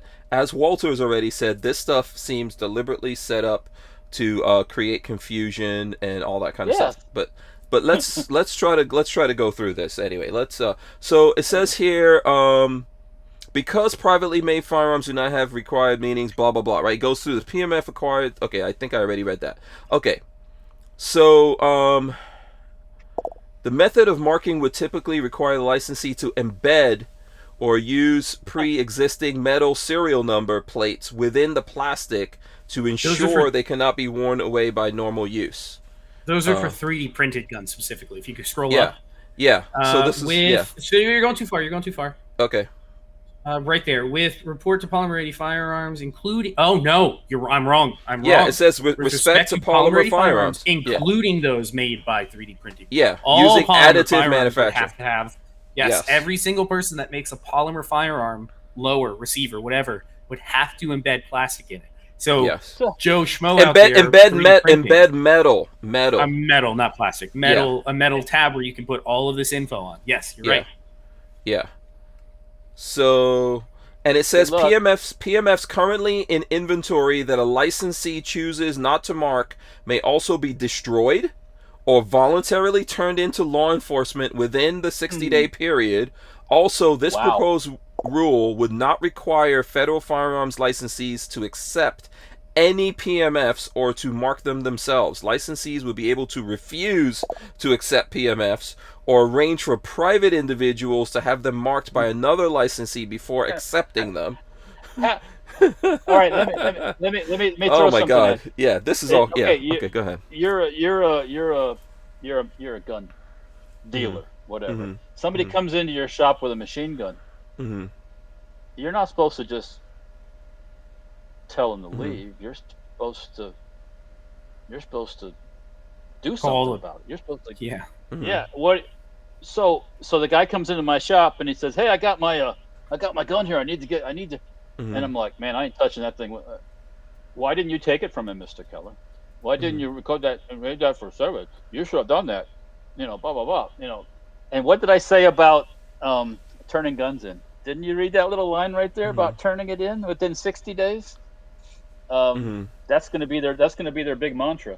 You know, you can go to a local Democratic sheriff, and he'll be more than happy to take your guns from you. So yeah. And we're skipping over all the stuff for suppressors and all that kind of stuff that's in here. There's a lot of stuff about suppressors in here. Obviously, that's the same. Mufflers? Yeah, or mufflers. That's the same kind of craziness. You know, yeah. The bottom line is they want your stuff. That's the bottom line. It's all working toward that same. It's turning the water up on the frogs in the pot. You've heard the story 1,000 times. You know, it's just. Just a little different. It's just a little different. It won't hurt. Come on, a little bit more. Oh no, like Babyface said, a couple years later, well, the crime has continued to happen with these. It won't be called ghost guns anymore. Now it'll be climate change guns or something. You know, they change it from global warming to climate change. You know, and that. You know, I invite ATF just to read the FBI's crime statistics and who does crime and who's committing the crime with what weapons, and I think it'll answer all the questions. So yeah, it says here that ATF believes the majority of the industry currently complies with these requirements, so the cost will be minimal. Yeah, I know. I love their cost analysis. Is so hilariously wrong. Yeah, sorry, I'm focused on trying to read through some. Yeah, of this, you're going through it too. Yeah, well, you're gonna create a whole nother class of quote unquote gunsmith. Yeah, who's nothing but a serializer. Yeah, so it says here a paper pusher. Yeah, it says here for non-FFL manufacturers of firearms parts kits containing a part defined as a firearm frame or receiver, ATF anticipates there will be a significant impact on these individual companies, but notes that the overall industry impact would also be minimal. No. Based on current marketing related to unregulated sale of certain firearm parts kits, ATF anticipates that these non-FFLs would either become FFLs to sell regulated frames or receivers or complete weapons, either as kits or fully assembled, or would take a loss in revenue to sell unregulated items or parts kits that do not contain a frame or receiver. Let me say one word. Prohibition. What happened during Prohibition? Yeah. I'm Hank. I'm going back to page 21. If I could be a non-regulated gun maker and sell that gun for $2,000 a piece to somebody that really wants one, what am I going to do? What choice do I have? Yeah. Yeah. Someone says page 12, reference number 18. I don't know if Patrick, if you're looking at that. What were you going to say though? Page 21, I'm back to that sentence. However, nothing in this rule would restrict persons not otherwise prohibited from possessing firearms from making their own firearms at home without markings solely for personal use. To me, this really comes off as they're trying to introduce it slowly. I think Walter, they're trying to get in the pot now. Yeah, they're trying to get in front of. Well, they're trying to get in front of people saying, well, there's already millions, tens of millions of these out there. What are you going to do? But my question is, then this is stupid. If there's tens of millions of these already out there, waste of time, yes. Yeah, well, what are you doing? Why even do this? It makes no difference. There's already tens of millions. What was the source that somebody said? More fun? Page 12. I think someone says page 12, reference 18. I'm not sure what that is. Source ATF. So reference 18 references this. Let me read this out. From January 1st, 2016 through December 31st, 2020, there were approximately 23,906 suspected Pmfs reported to ATF as having been recovered by law enforcement from potential crime scenes, including 325 homicides or attempted homicides, and that were attempted to be traced by the ATF, broken down by years as follows. And here's their record. Source on that, it has the numbers 2016, 17, 18, 19, 20. Source, ATF Office of Strategic Intelligence and Informations. These numbers, as of March 4th, 2021, are likely far lower than the actual number of PMFs recovered from crime scenes because some law enforcement departments incorrectly trace some PMFs as commercially manufactured firearms, or may not see a need to use their resources to attempt to trace firearms with no serial number or other identifiable markings. The term suspected PMF is used because of the difficulty of getting law enforcement officials to uniformly enter PMF trace information into ATF's electronic tracing system, E-Trace, resulting in reporting inconsistencies of PMFs involved in crime. For example, this is a huge citation, by the way. For example, often PMFs resemble commercially manufactured firearms or incorporate parts from commercially manufactured firearms bearing that commercial manufacturer's name. So some firearms suspected of being PMFs were entered into E-Trace using a commercial manufacturer's name rather than one privately made by an individual. The term, quote, potential crime scene is used because ATF does not know if the firearm being traced by the law enforcement agency was found at a crime scene as opposed to one recovered by them that was stolen or otherwise not from the scene of a crime. This is because recovery information or correlated crime is not always communicated by the agency. So basically what they're saying is, we think our numbers should be way higher, where what I'm saying is, I think your numbers should be way lower. Mm-hmm. And what I'm thinking is, they don't know what they're talking about. They don't know what the hell they're talking about. You're absolutely right. So what happens when they find that shotgun I was talking about, this pre-60? But then again, it has no serial number on it. Does that get put into that just because somebody doesn't know that it's a pre-68 shotgun? Yeah, but once again, you're right. That would be considered. That would probably fall into this. But let's go back to the tens of millions of polymer and other materials. In 2020, out of all of those millions of 80%ers that have been sold, 8,000. Let's round up and give them the 300 benefit of the doubt. 9,000 were potentially recovered in potential crime scenes. 9,000. They probably found that. Remember when they raided those places that had the 80% lower? You got a shitload of them, right? So if you had 1,000 80% lowers at a place, would that? Yeah, we're now at 7,000. I don't want to see some stat made up by a newspaper on ATF. That. Well, they're citing again. They're citing the Baltimore police report from BaltimoreSun.com. You can't trust this shit, anyways. Let me hold on before you say anything. Just let me finish my thought. If I in college were to produce a paper like this with citations of BaltimoreSun.com for statistical analysis, professors would throw me out of class. They would never allow something like that to fly. It just it'd be like someone going, "Well, Hank Strange said." Exactly. I can't cite you as a source on the Who Moves My Freedom podcast. You wrote, yeah. Well, I'm citing the podcast. They said this happened. It's like, that's some bullshit. I can't cite that. Yeah, you're the government. You're supposed to have stats. Hello. What are they? Where did they get their stats from? Where's the FBI statistics on crime? Yeah. I mean, let's be real here. Cop finds an AR-15 upper receiver, just the upper, not the lower. How many times does that get called a firearm? Yeah. How many times? Like with my 50 cal stuff and the difference before they had made us mark them, they didn't know what the hell they were looking at. I mean, I've had inspectors, and I've heard stories of other inspectors coming into places and they're looking at, for example, an FAL, the lower is not a firearm. It's just It would be now in the future, but and then saying, "Oh, you got everything," and they don't know what they're looking at. They have no clue what they're looking at, and that is pretty common. So yeah. Flying Rich, shout out to Flying Rich. He says, "Best podcast from a van on the Hacienda." Thank you. We're on the Casa La P right now. Yeah, they're actually stealing. Well, it's your own internet, so I can't say you're stealing it. Here we go. You paid for it. Hey, I got one. He's hard P wired. Hard P wired. Yeah, he's got. Oh boy, I don't know. He's wired into the hard P network over here. No, I don't like the sound of that. I don't like. By the way, what's up? Can we bring up some non ATF news? Please. We can. We're not done. We got a little bit more. Are you guys done? Right. You guys are done? Stop reading the thing. You're killing me. Get to the point. Okay, you're done. Okay, no. If we're not reading, because there's more of this to read. There's more of this to read. There's 150 pages of it. We can't go through it all. 115. Yeah, we can't go through it all tonight. Yeah. It's just not possible. Yeah, there are more specific things it looks like in here. Let me just do this and then we'll move on. We're going to move. I promise. We'll move on.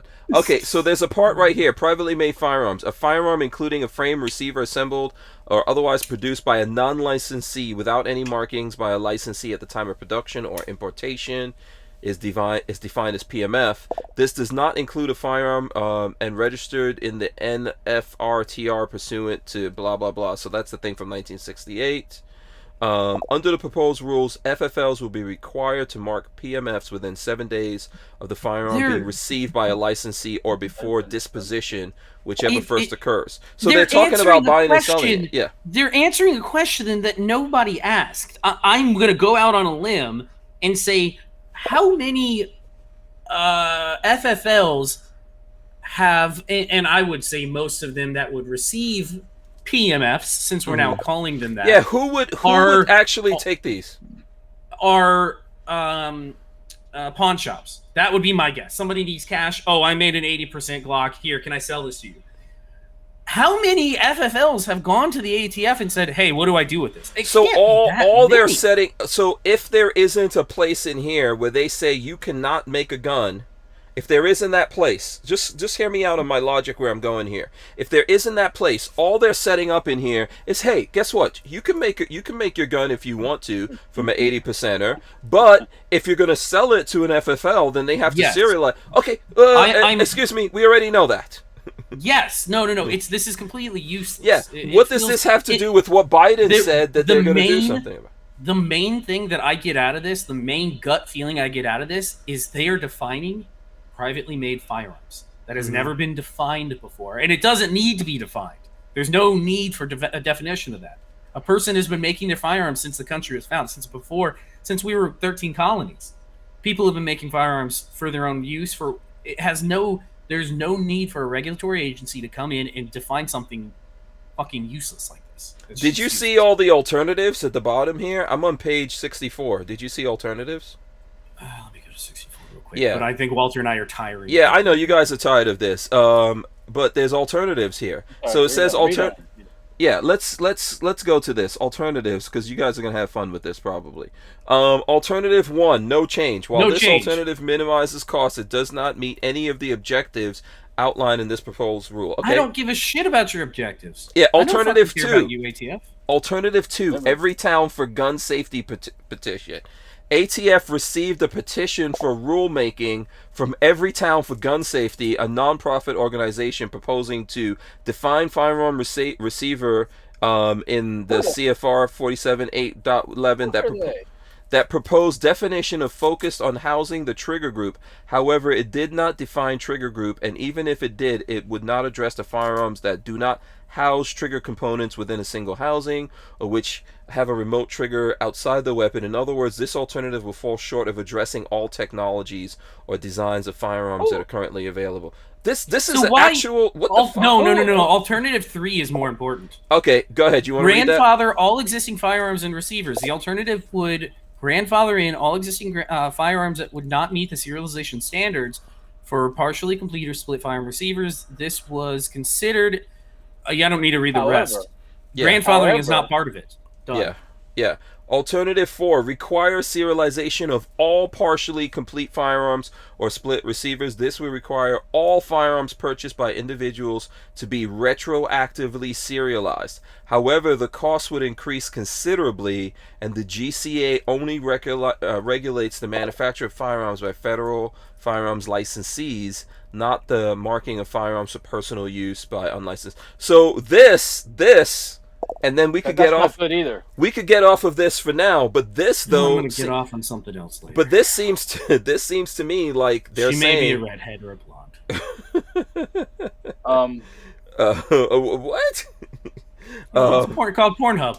Oh, I'm not gonna go get a hooker. No, that's weird. That's how you get diseases. We don't do that. Marley's obviously not in striking distance right now. No, she's in the other room. But this makes it seem more to me like what they're trying to propose in all of this. And look, what I'm trying to deal with is like the truth, like get a clear definition of the truth as I can, right? What it seems like is what they're proposing here is anyone making these going forward has to become a FFL and serialize everything that they're making. If anyone tries to sell them, they need to be serialized. However, if you already have it, they're hands off right now. That's what it seems like. Right now. Yeah, they're hands off right now. Am I wrong on that, gentlemen, or... I'm on the fence. I want some opinions from somebody smarter than me. Yeah. I would like to talk this out with somebody who is knowledgeable in firearms law. That would be my yeah. choice. So listen. Tomorrow, who's coming on? We've got JSD Supply tomorrow, right, Lola? Yeah. So tomorrow we have JSD Supply. They're not lawyers, but they're in the industry of making these, and I'm assuming that they have lawyers. And then I think on Wednesday, are we getting Wednesday's Kevin Dixie and Thursday is Fudbusters. So Wednesday we have Kevin Dixie coming on, but Thursday we have Fudbusters, Matt LaRossiere, who is a lawyer. Yeah. So we're gonna get this worked out. I don't know if Patrick wants to come back on with Matthew LaRossiere or the JSD Supply guys. They're they make and sell the most of these. I think they're the biggest company out there selling 80% stuff. Down the Barrel says, I got a bunch of 80%ers for sale, laugh out loud. Because here's what it means. If this is what the ATF is really proposing here, everyone and their mama now is going to go out and buy every single freaking 80%er that they can get. But I still don't say you do that, because what are you going to do with all of these things? If you go take out credit cards and buy this stuff, and don't feed your babies or pay your mortgage or whatever, you're going to sell it. That's what you're going to do with it. You're going to sell it. You're going to sell it in underground market. That's what you're doing. Remember liquor? Remember liquor? Yeah. This is, I don't know. This is interesting. We need to get some clarifications on this. They're going to ban bullets. So what are you going to do with them? Yeah. You're going to sell them to that person who wants them worse than you. Yeah. Like I said before, this is it's 150 pages of befuddlement. Mm-hmm. It does exactly. You get the feeling just like you're supposed to. Mm-hmm. What's going on? What the fuck? I'm okay. Oh, I'm not okay. What do I do? That's the whole reason. That can be done in one page. One page. Mm-hmm. I mean, I got a 12-page or 15-page determination letter that 99% of it was a bunch of bullshit. And there was a couple lines in there there was a couple sentences that were important sentences, and the rest was just filler. It's fluff. Yeah. That's what 150 pages of fluff is. When you're quoting a newspaper in Baltimore run by Democrats, when you're taking a petition from an anti-gun group that your half your people are on the take for in ATF, is that really? Come on. Yeah. I like that. Patrick is flexing on you right now, Walt. I know. I'm just tired of ATF talk. I'm trying. Hold on, guys. I am too, actually. So what'd you do? Whose dinky did you have to do to get that thing? So for anybody that's curious how I get my deals on things, ARFCOM, first off. Right. ARFCOM. Did you trade a couple of those knives of yours or something? $1,200. $1,200, which that's expensive. It's expensive. But the new price on these is like $2,000, so it's a pretty good deal. I sold. The reason I bought it is I sold mine for $1,300. So when this one came up for $1,200, I said, "Screw it, I'm buying it. Whatever, I want it." Walter just pulled one. Walter's gonna flex two of this. It's a Trigicon. Oh my god! Oh jeez. The mega Trigicon. Yes. Oh jeez. I want your Elcan. I want your Elcan Spectre IR. Oh my god! Yeah, you guys got the. If you want a real flex, that's sitting around there somewhere. I think. Lots of jealousy going on out there. Okay, listen. Let's go ahead. No, so if anybody's curious how I get my deals on things, this popped up for $1,200. I instantly said I want it, and I bought it. RSS feeds. People forget that those exist. I have an RSS reader that follows the RSS feed for ARFCOM. So every time something pops up on the forum, in specific forums, I tailor it to specific forums. I get a little notification saying, "Hey." It's like a search thing or something? I get a little notification saying, "Hey, this is available." So the last 5 of these that sold were $1,800, and then one guy was like, I need some money, $1,200. I was like, done, mine, I'll take it. Okay, so it's called troll the boards. Troll the boards. Don't tell me you're putting on a crink. No, it's going down. I can't. Well, I can show off if I do this, right? Yeah, hold on. Wait, there you go. Oh yeah, suppress. Oh, okay. Surprise, as Johnny B says. I like that muffler you got there, son. I know, isn't that a nice muffler? How can you put that in a piece of paper, a muffler? Well, that's really what suppressors are. I mean, let's be honest about it. But that's not right? the term that's used for a muffler. Yeah. That's for the common folk. That's like for the poors when they read that and they go, "What the muffler?" We can see your face in there. You look like you're in a diving helmet. I don't know. What yeah, I can't quite get it to work. I don't know what. The glass is awesome. Yeah. The Canadians buy German glass, by the way, if anybody's curious. This was made. L cans are made in Canada, and they use German glass for their L cans. Oh, cool. So this is a little bit of a switch from a whole bunch of things. Dogecoin and Elon Musk. Who? First of all, let's ask who has Dogecoin.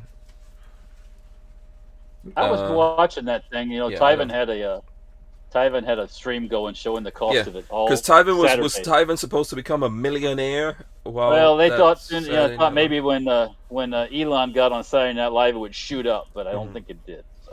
No, it went down. It went from 60 something cents. I think the high was 67 cents, and it went down to like 40 something. Let me see what it is right now. I don't own Dogecoin, as I've told you all before. I don't own. To be honest with you, I don't invest in. I don't have any of those things going on. Obviously, Lola and I have mutual funds and things like that, but I don't invest in the stock market anymore or anything like that. I do have TUSC, so that's the one thing that I could say that we do. We do have TUSC. Dogecoin is right now 46 cents, and it did go down on Elon Musk talking about it, and he did talk about it in the show. Who watched the Saturday Night Live? I watched it. It was horrible. Mama told me if I have nothing nice to say, don't say anything at all. It was horrible. Kids, these people are not... First of all, I didn't even recognize most of the people on They're not there. funny. No, they are not funny. Like, nothing... Okay, I'm going to say there was one thing where both Lola and I chuckled a little bit. They had Baby Yoda, and they basically had like a little guy in a Baby Yoda outfit, and Baby Yoda is doing MMA or something like that. And he was calling out... what's the YouTube guy that does MMA? You know, the big YouTuber, Jake Paul? Jake Paul or one of those guys. And that was a little bit funny the way they were doing it. But the show was so not funny. Elon Musk was very uncomfortably nerdy himself. Because he's not funny either. Yeah, they didn't really do funny skits, in my opinion, with Elon Musk. They were the news. The news today was, did SNL undermine Elon Musk? Did they make him not? It was terrible. It was a horrible show. But look, I looked at when Eddie Murphy was on Saturday Night Live. That shit wasn't funny either. I've never really watched it. It wasn't. No, I'm talking about back in the old days. In the old, back in the old. I'm sorry, I said that wrong. Back in the old days, it was funny. I mean, but recently, Eddie Murphy came on Saturday Night Live. Well, they can't do the same stuff. Yeah, it was horrible. Are you gonna make fun of people that aren't too intelligent? You're gonna make fun of gays. You're gonna make fun of. You're going to have light of those people? No, then you don't have anything funny to say. We all make fun of everyone. We all make fun of each other. Right. I mean, if you can't... Yeah. I think he admitted in the beginning that he has, what is it? What's it again? Asperger's syndrome? Asperger's. It's Asperger's, right? Asperger's, yep. Asperger's. So he admitted that, and he said he's the first person to do it, although I saw someone say that, was it James Belushi or one of those guys? John Belushi was the first person who had Asperger's to come on there, and so yeah. I mean, lots of people have that. Lots of people have that. I'm sure I'm saying it wrong, by the way. It's just Asperger's or something else probably. But I always hear Asperger's in my mind. I know you're in trouble. You're always in trouble when the people always have to tell you what their maladies are. Mm-hmm. Yeah. If I gotta know you. You have irritable bowel syndrome. Yeah, and I'm the first guy whose schlong goes a little bit, it hooks a little to the left. Gotta take some vitamin E. I don't. Is that a cure? What do you want, a pity laugh? Listen, I don't. I've never had to take vitamin E, but I heard that it. I mean, what kind of world are we in now? The world of the left. Tell me all your maladies and how your learning disabilities. And then I'm supposed to laugh at you because you got problems, right? That's what woke politics is. Did you guys over the weekend see the haul that the U.S. Navy brought in? A weapons shipment that was going to Yemen? No. Where do you got that? They laid it out on the deck of a ship. Yes. Oh, some beautiful rifles that they're just you got a throwing link? into the ocean. You got a link or something? Do a search. Just do a quick search for video shows U.S. Navy Hull. HAUL. See if that comes up. Okay, let's see. Video. Unfortunately, video that stuff shows U.S. That stuff is all going to be destroyed probably. Hull. They're dumping it in the ocean, is what I have read. And it's like that's complete. It just makes my head explode because it's like all you got to do is you hire a contractor. Oh, You throw it all in a container. You hire a contractor, and you sell it all. Go to the news article. Don't go to the video. Just go to one video. Oh, look at that. Oh, no. They had multiple country or originating Dragunovs. So oh my God! Look at the rocket. Rocket are not launcher. RPKs. Yeah, they are Chinese, Romanian, a couple of different country borders. Dragunovs. Look at the rocket launcher, man. The rocket launcher. By the way, you know what? Let me just say this real quick. Real quick. So I put up a snippet of Vince Sheffield, the ATF guy, and we asked. There's a snippet. Which video is that? Where he does an impersonation of a Jamaican. Remember that, Walter? He's a Jamaican. Yeah. That man. I was looking at that. I was like, this is so crazy. Please don't go with a Jamaican accent if you don't have it. Okay. Yeah. If you can't rock a Jamaican accent, don't do it. But check out the rocket launcher, man. The rocket launcher. Yeah. Hey, look. You got to do it right, Vince. Yeah. Here we go. Oh boy. You take those rocket launchers. This is not a firearm, YouTube. This is this is BD milled. You poke a hole in the side of it. Mm-hmm. You know how much you get for an RPG-7? Money. You probably get $1,000, $1,000 a piece for those. I want at least 2 or 3. and take that money, sell that stuff, U.S. government. This is put it back in the treasury. This is sacrilege, Patrick. Look at this. They're dumping those. Look at this. They're going to dump those into the ocean. A Dragunov is semi-auto.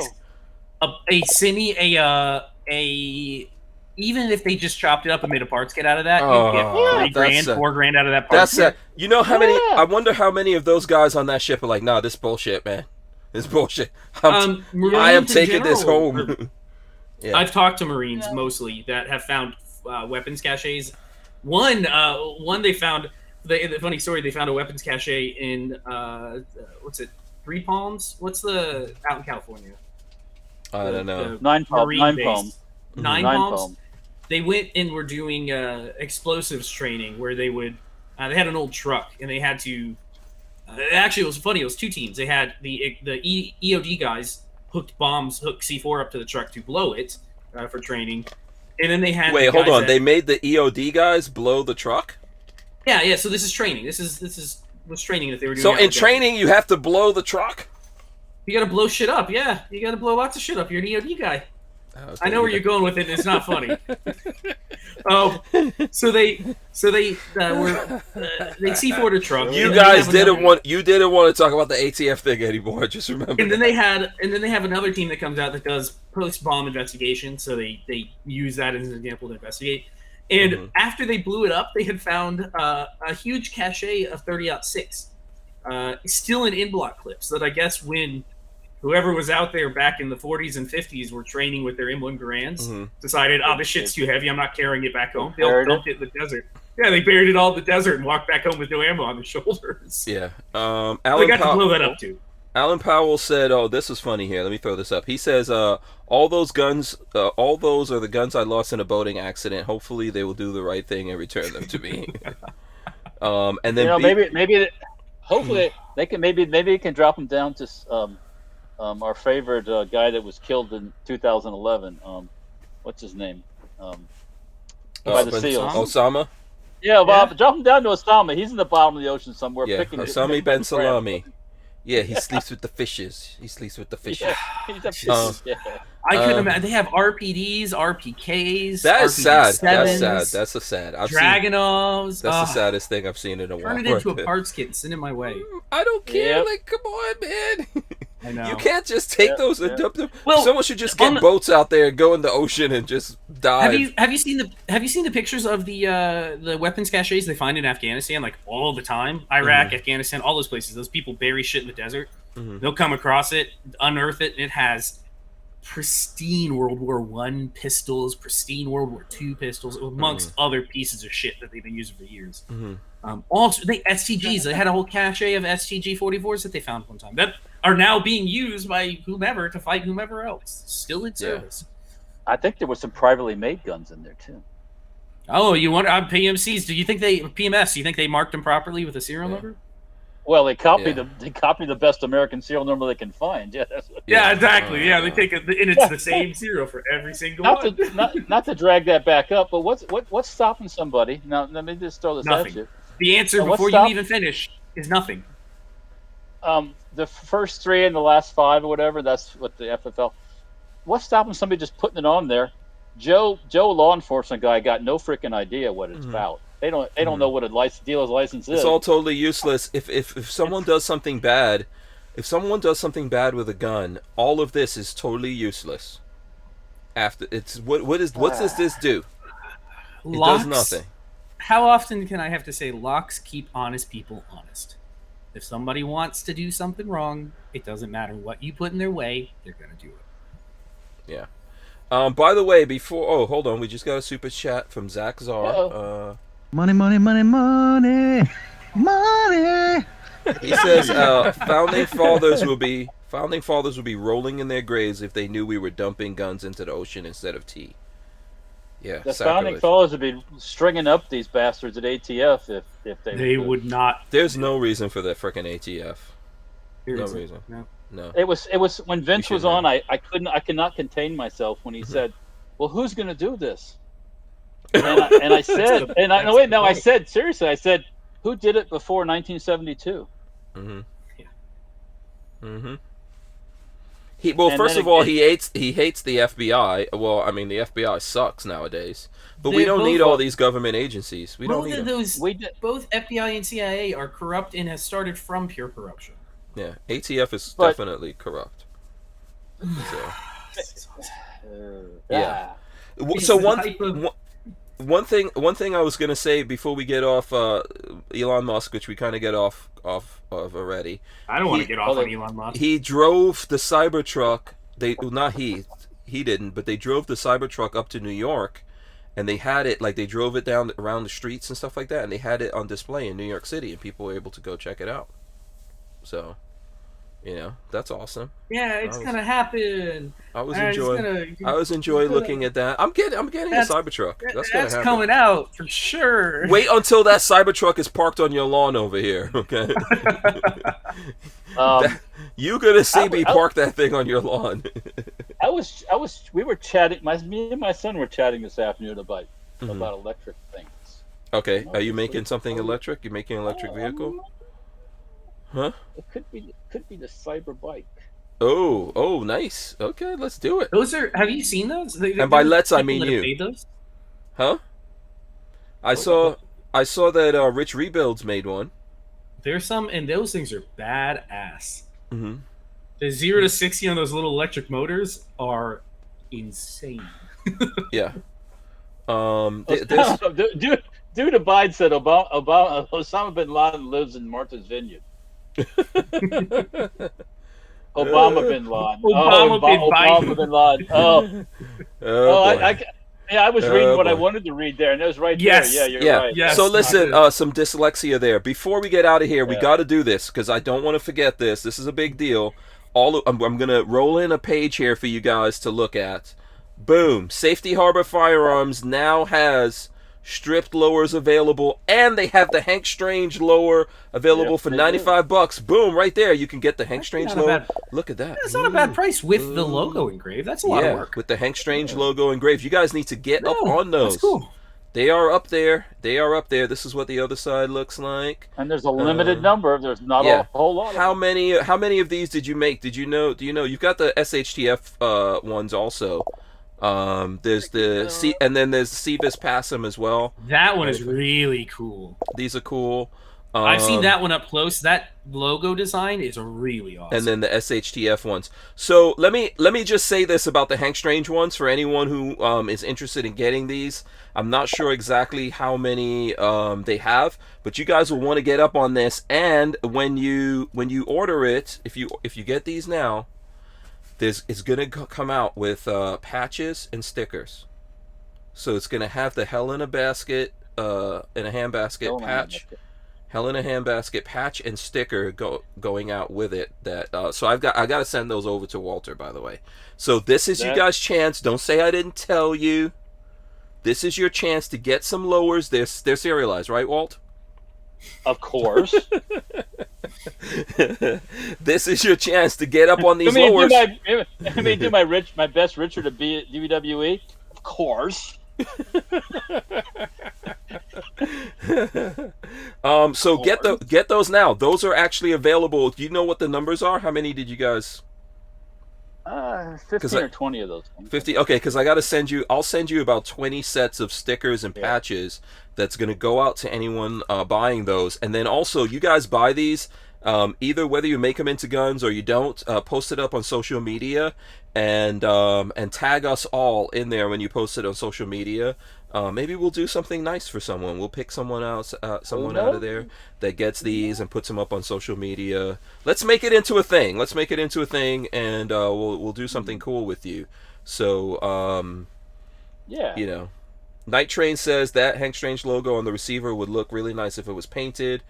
And I have a few of these, right, Walt? I have at least one of these, don't I? Or I'm supposed to be. Yeah, I'm supposed to be getting one with a specific serial number. I don't know what's going on with that. We'll have to talk. Yeah, I got to find out what's going on with that specific serial number one. But that's my thing. Go to Safety Harbor Firearms, get the Hank Strange logo. Limited. This is more exclusive than Supreme. Probably. Yeah, this is more exclusive than the frickin' the flamethrower that the Boring Company put out. Elon Musk's company put out a flamethrower that wasn't actually. Yeah. It was an aerosol can. Yeah.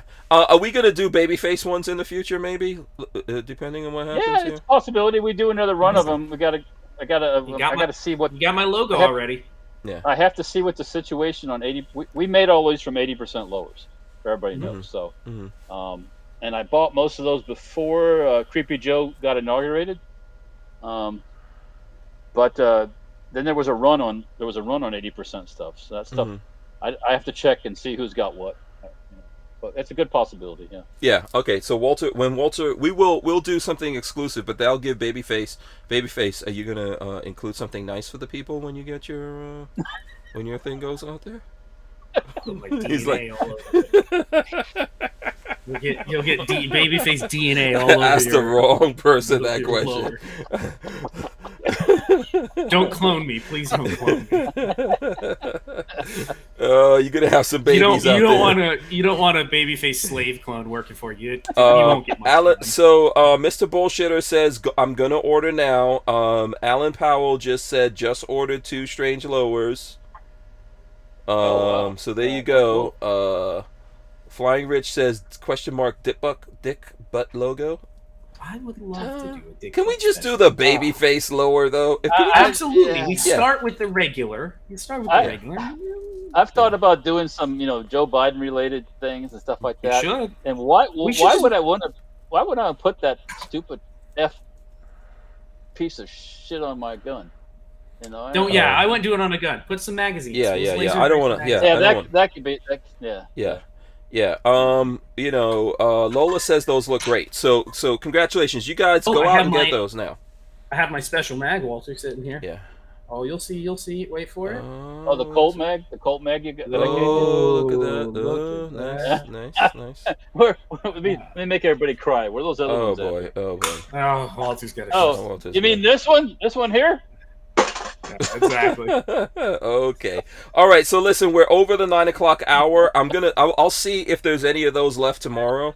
There better not be. Everyone, I want Strangerholics to get up on those and get your Hank Strange lowers. Get your Hank Strange lowers out there right now. So, where's Walter going? Where's he going? I'm not sure. You got to go pick up his magazine. Yeah. Okay. Yeah. The magazine he threw like it was nothing. You got to pick it up now. Now he has to go get it. Seriously. You got to retrieve it. Yeah. Dust it off. Yeah. Yeah. I bet you Peggy was like, "What are you throwing around here?" Yeah. It's like you're getting loud in there. I heard Peggy complaining. So listen, okay, so let's do this. We're gonna go around the clock here. We'll start with Patrick. Tell the folks did a video go up today? No, we took a bye week this week because of Mother's Day. I was busy all day yesterday, so no editing, no shooting this weekend. We will have something coming out next week that will be worth watching. We're getting back to our roots, going back to AK stuff next week. Oh, maybe for the next couple weeks, some AK things. I just got to get out in the garage, get myself motivated. It's been hot. Problem I've had is a tangent here. It's been hot, and I can't film and talk with the fan on. It's just a nightmare. So I'll get out there this week and get it done, though. Okay, all right, cool. Walter, I see that Florida Gun says, can we pick up at the shop if we live in Florida? Yes. There you go. So that's a yes from Walter.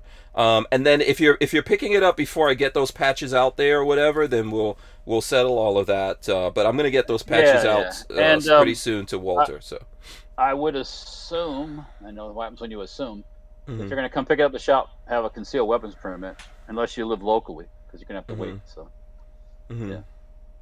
yeah. So yeah, there you go. Okay. Yeah, because there's a 3-day wait in Pinellas County. Just let everybody know. Yeah. That's all of Florida unless you have a CCW. Yeah, probably. So far as I know. Yeah. So Walt, how can the people find you, support you? Well, they can find me and Safety Harbor Firearms and Dirtfoot Racing on YouTube, Instagram, and Facebook.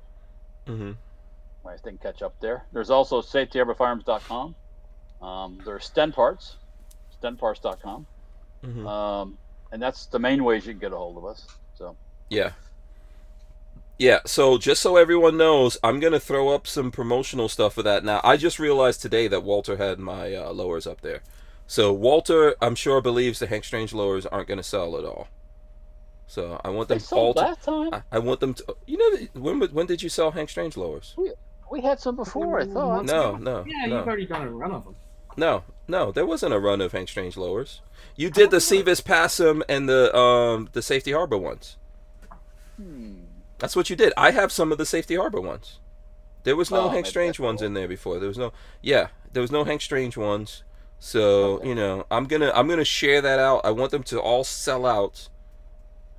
So for the people here, don't say we didn't tell you about it, and I'll throw something up there. So there you go.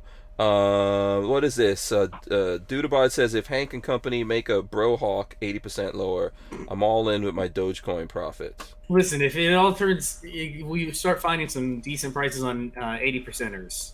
Yeah. Yeah, I got to do some research on that. Yeah, we'll look into it. From what I understand with this Dogecoin, there's no place to spend it. How do you spend Dogecoin? You transfer it over into you transfer it to something else. Yeah. No, get TUSC. Get TUSC. You could spend it right now. I've already spent some of my TUSC already for you guys out there. So get up on TUSC, the firearms crypto. We'll get Walter up on there. Okay, we're gonna come back with words of wisdom. I don't know who's gonna drop them on us. Either Walter or Patrick. I don't know which one of them has some words of wisdom right now.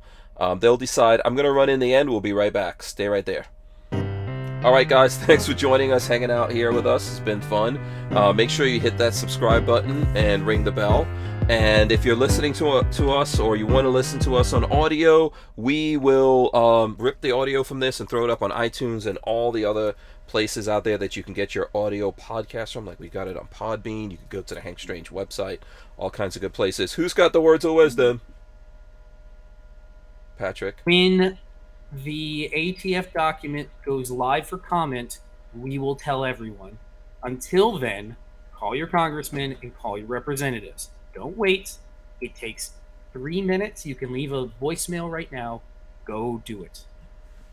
Yes, Walt, it sounded like you wanted to throw one in there also. Words matter, but don't get confused by the words.